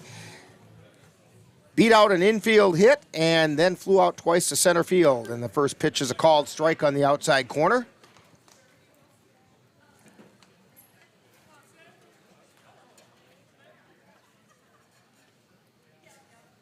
And the pitch. Outside.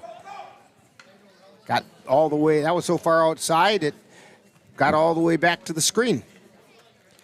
1 ball and 1 strike now to Redwine.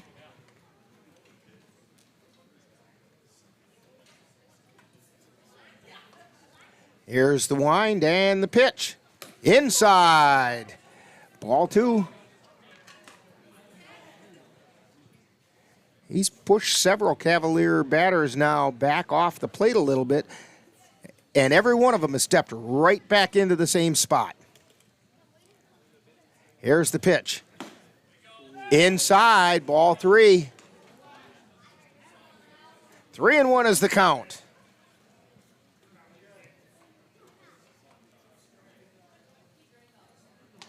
We're in the bottom of the 8th inning. Here's the pitch. Swing and a miss. Strike two. The count is full now to Jack Redwine. Cavs up by 2.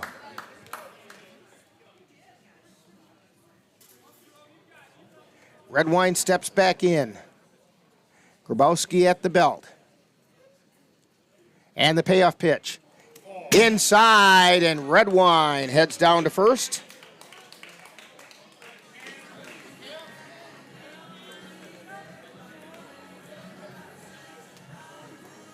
Both Cassie and Jeremy said they thought it hit him.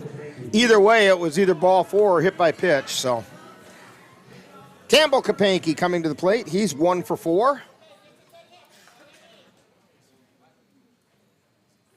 And the pitch. Check swing foul. Off the catcher's equipment and rolled over toward the Pirates dugout.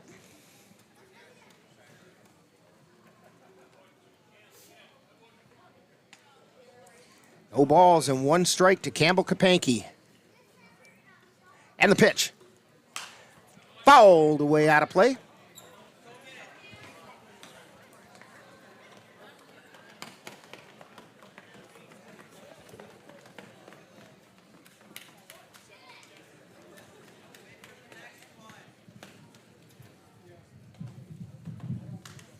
And the pitch. Outside. That was a chase pitch right there, but Campbell didn't bite. 1-2, 2 down.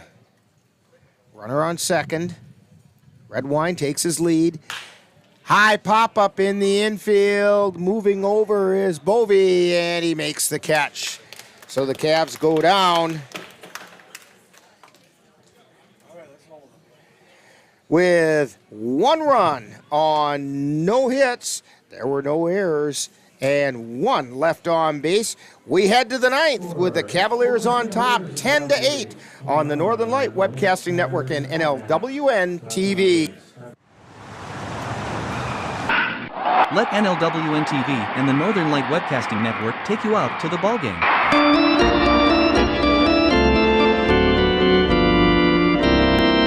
Our next broadcast will be on Sunday, July 16th, when we will bring you the Cavaliers taking on the Bloomer Woodticks in a doubleheader from Bloomer, Wisconsin. Live coverage on the Northern Light Webcasting Network audio service and on NLWN-TV begins with the In the Dugout show at 12:05 p.m.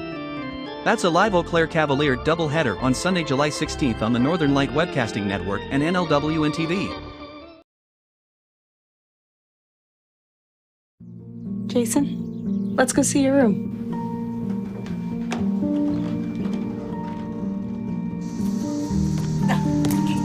That's not right. How is it? Is it good?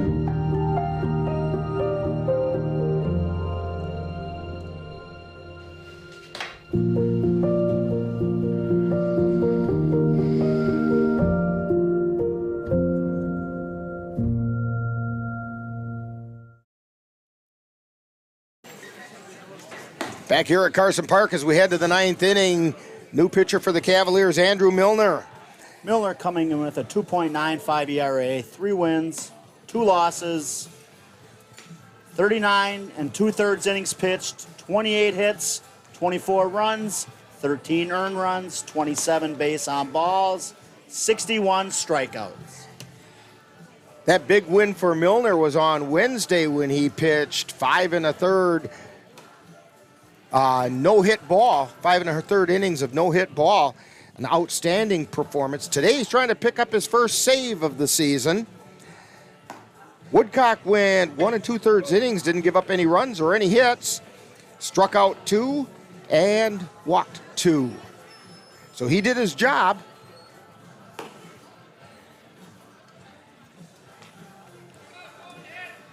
Boy, you'd like to see an efficient inning out of the Cavs here. I was going to say, I'd like to see an inning just like the last inning that he threw out in Altoona where he struck out the side.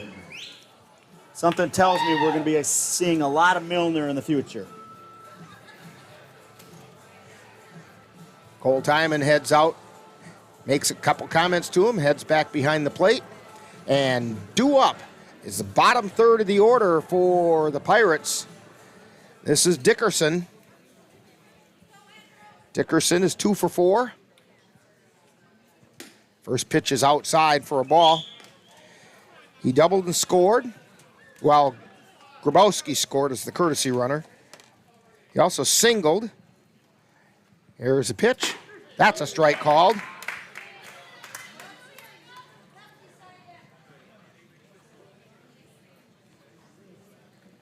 One ball, one strike. Milner fires. Foul back over the press box.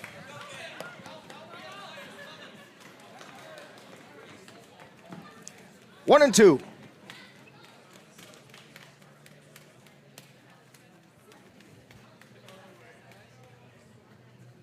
Milner winds and delivers. High pop-up in the infield. Kapanke calls it. Makes the catch. Who else would you expect to field that ball? I did have to laugh a little bit in watching because Dayton came in. He kind of had a beat on it too. Kapanke called it, and when Dayton put the brakes on, his feet almost went out from under him. That's going to bring up Jake Goldsmith. And the first pitch is a called strike. Goldsmith is 2 for 4. Singled, doubled, struck out, and flew out.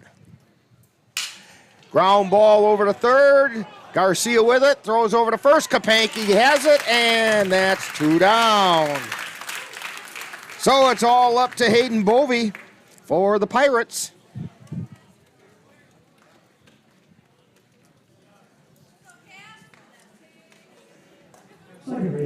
Pitcher of record is Drew Wathke. Cavaliers took a lead while Wathke was the pitcher of record. Here's the pitch. Strike called on the outside corner. So Wathke hoping to get his second win, and Milner hoping to get his first save of the season. Here's the pitch. Just low. Right down the middle of the plate, but a little bit low.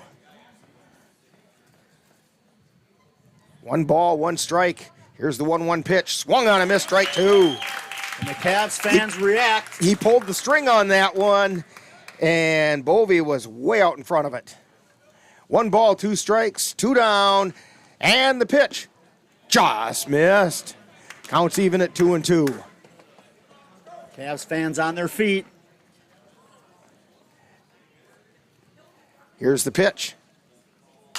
High pop-up, foul territory, Timon under it, and makes the catch, and that'll do it.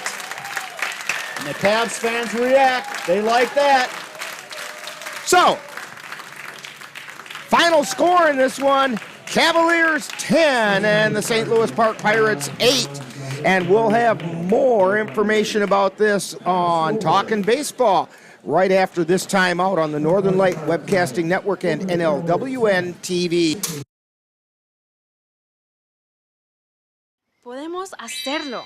Go to SmokeyBear.com to learn more about wildfire prevention.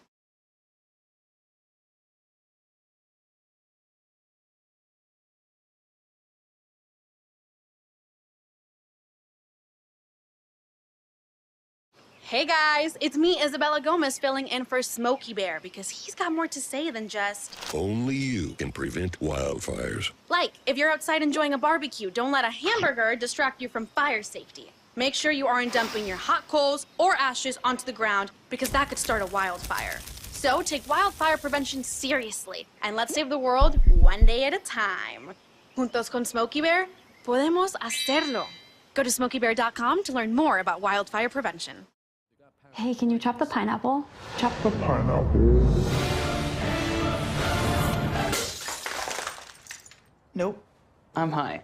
How about I wash off the grapes? Yes. Okay. You're already making good decisions when you're high. I want tacos. Will you drive? I'm a little toasty.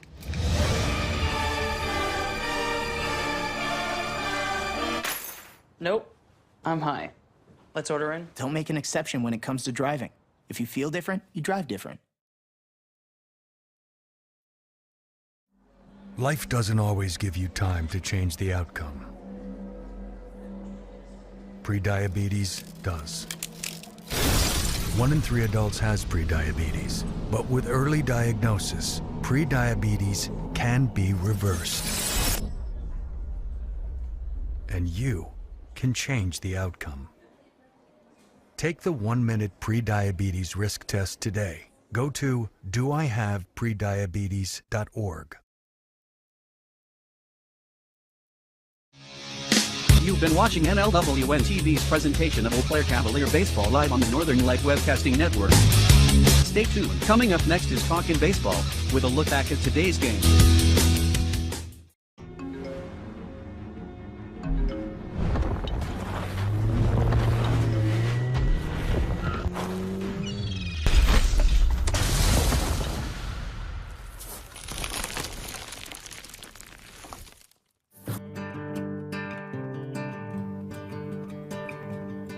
Time now for Talkin' Baseball, with a wrap-up of today's Eau Claire Cavalier baseball game, presented by Mama Squirrels Cleaning and more. And now, back out to the ballpark. Back here at Carson Park, Cavaliers come away with a 10-8 win over the St. Louis Park Pirates. The winning pitcher in this game was Drew Wathke. And picking up the save was Andrew Milner. He pitched the ninth. Losing pitcher was John Rederath for the Pirates. Cavaliers got 10 runs on 11 hits and 1 error. Pirates 8 runs on 13 hits, but they committed 4 errors. Ben, your thoughts on this one? My thoughts are this. You know, we knew going into the game that we had to protect our better pitchers, save them for tomorrow and Monday and Wednesday's games. So the Cavs did what they had to do. They got a lot of run support for their pitchers, and it was nice to see Milner not have to work too hard in the last inning. So in my opinion, the Cavs did exactly what they had to do. They got some run support for their pitchers, and once again, the coach pulled all the right strings to get the Cavs the W. That's right, and joining us right now is Cavalier manager Ryan Bemnister.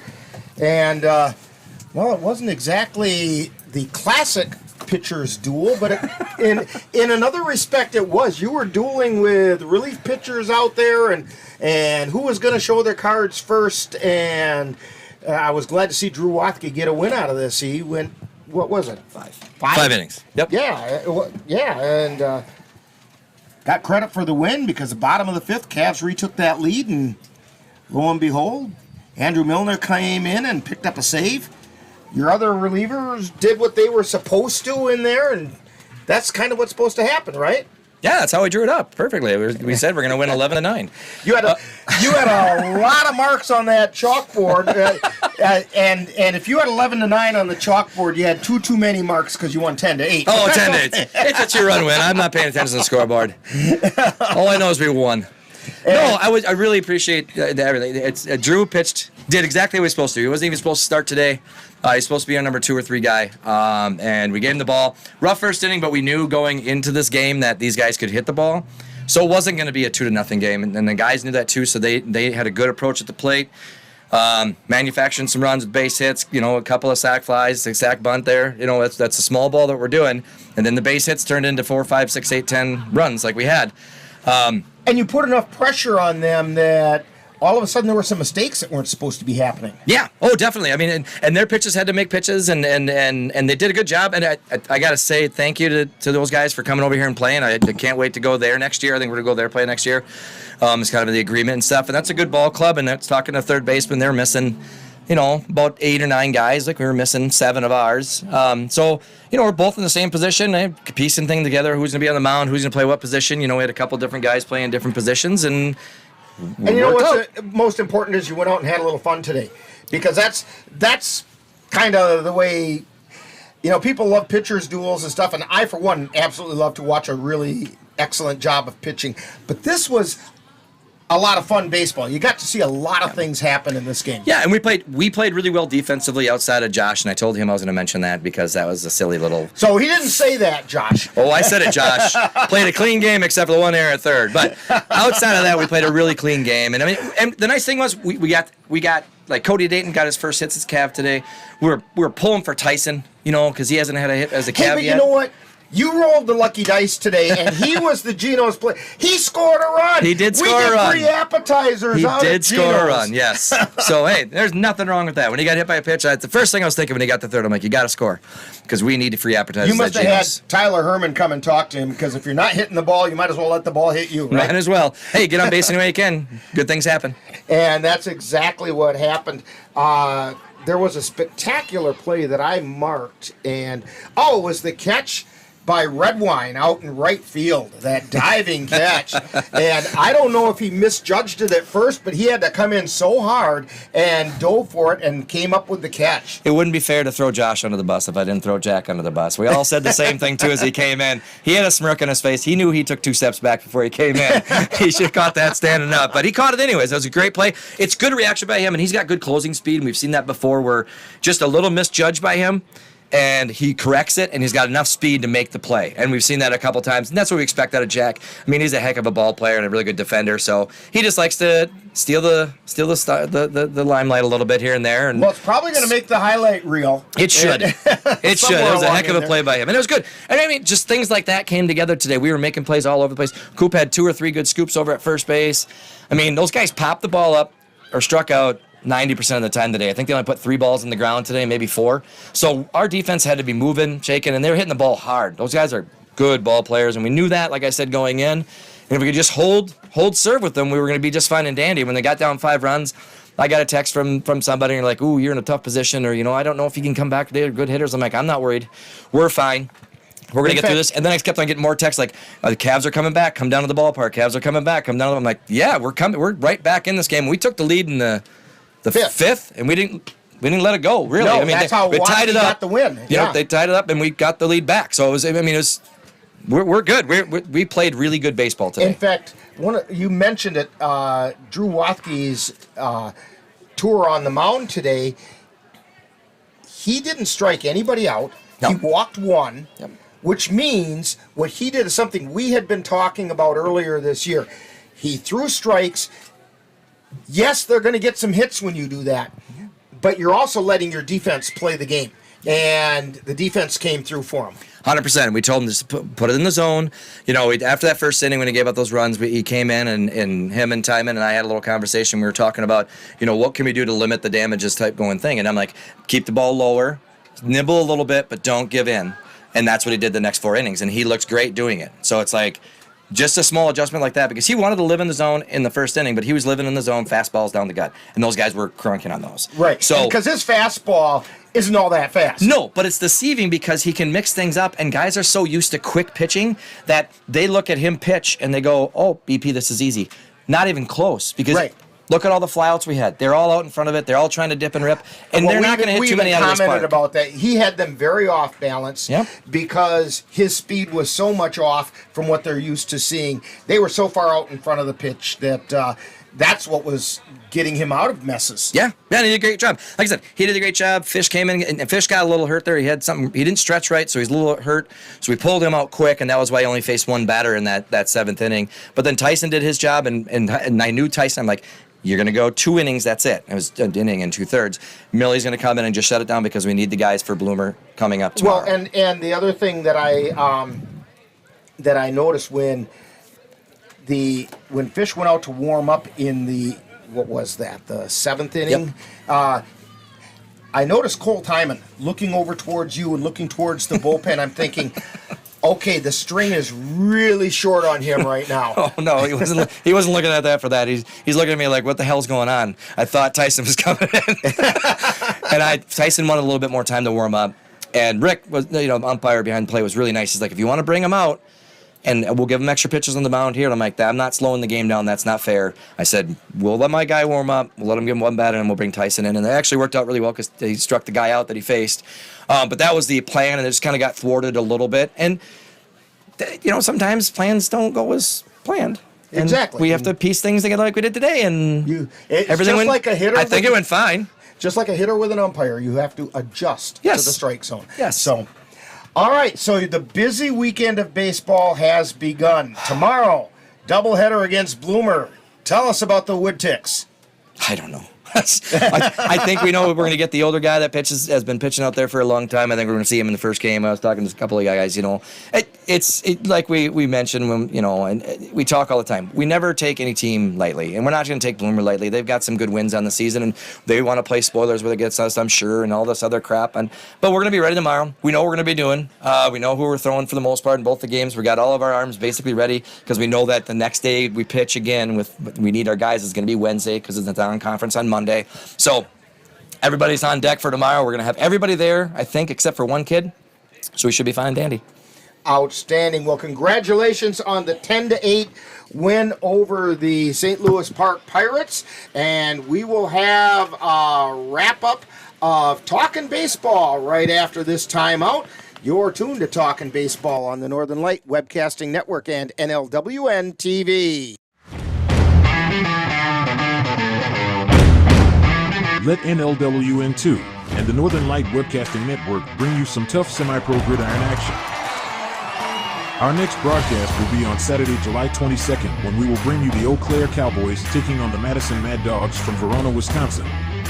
Live coverage on the Northern Light Webcasting Network audio service and on NLWN-2 begins with Cowboy Kickoff at 2:40 p.m. That's live Eau Claire Cowboy football on Saturday, July 22nd on the Northern Light Webcasting Network and NLWN-2. Back here at Carson Park, Cavaliers come out on top 10-8 over the St. Louis Park Pirates. Your thoughts, Ben? I'm just going to echo what the Eau Claire Cavaliers manager said.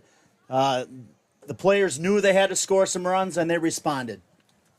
And that's exactly what happened. And I'll tell you what, from a fan's perspective, you got to see a little bit of everything in this ball game, and that makes it fun to come to the ballpark. Well, how huge was it when they had runners on first and third, runner from first went to second, runner from third, stole home? That was a nice run to have. Yeah, Cavaliers did the double steal. Oftentimes, you see teams try it. You don't see a lot of teams succeed at it. Cavaliers succeeded at that today. So they made a lot of things work. It was a fun day at the ballpark. So we continue the fun. Join us tomorrow right here on the Northern Light Webcasting Network audio service and NLWN-TV as we bring the Cavaliers taking on the Bloomer Woodticks in a really important CRBL doubleheader from Bloomer, with coverage beginning at noon with the In the Dugout show, followed by all the play-by-play action of both of those games. So join us also this coming Saturday, a week from today, as the Cowboys are going to try to regroup on the 22nd. And we'll have it right here on the Northern Light Webcasting Network audio service and NLWN-2 as we bring you the Cowboys when they travel to Verona, Wisconsin to take on the Madison Mad Dogs in their final regular season game of 2023. Coverage begins at 2:30 with Cowboy Kickoff, followed by live play-by-play action. Hey, the Eau Claire Cavaliers want to remind veterans of the United States military that they can get a lifetime pass to all Cavalier home games simply by coming to Carson Park with your veterans identification, and the Cavaliers will be happy to issue you your lifetime pass. It's just the Cavaliers' way of saying thank you for your service. Today's Geno's player of the day was Tyson Woodcock, and Tyson did score. And therefore, when you mention his name out at Geno's Pizza, you get yourself a free appetizer for your table. Thank you to the people out at Geno's Pizza for that one. Today's Eau Claire Cavalier baseball game is brought to you by Geno's Pizza, right next to Action City near the intersection of Highways 93 and I-94. Midwest Environmental Consultants, lawn care and soil testing experts for Western Wisconsin. The Goat Coffee House at 336 Water Street for good coffee and great sandwiches. Mom's Restaurant and Pub in Colfax. Comfort food the way Mom used to make it. Menominee Eye and Optical with quality personalized care for you and your family. Mama Squirrels Cleaning and more, ready to get your house sparkling. Your Napa Auto Parts store at 38580 Mall Drive in Eau Claire. Slayton's Technology Service, the official IT provider for the Northern Light Webcasting Network, and Royal Credit Union, where they're different in a good way. Be sure to thank these fine sponsors for bringing you Eau Claire Cavalier Baseball on the Northern Light Webcasting Network and NLWN NLWN-TV. So for Ben Ryder and Cassie Johnson, Nelson, and Jeremy DeGrosse, this is Rick Olson. That final score once again, Cavaliers 10 and the St. Louis Park Pirates 8. You've been tuned to Talkin' Baseball on the Northern Light Webcasting Network and NLWN-TV. Here we go.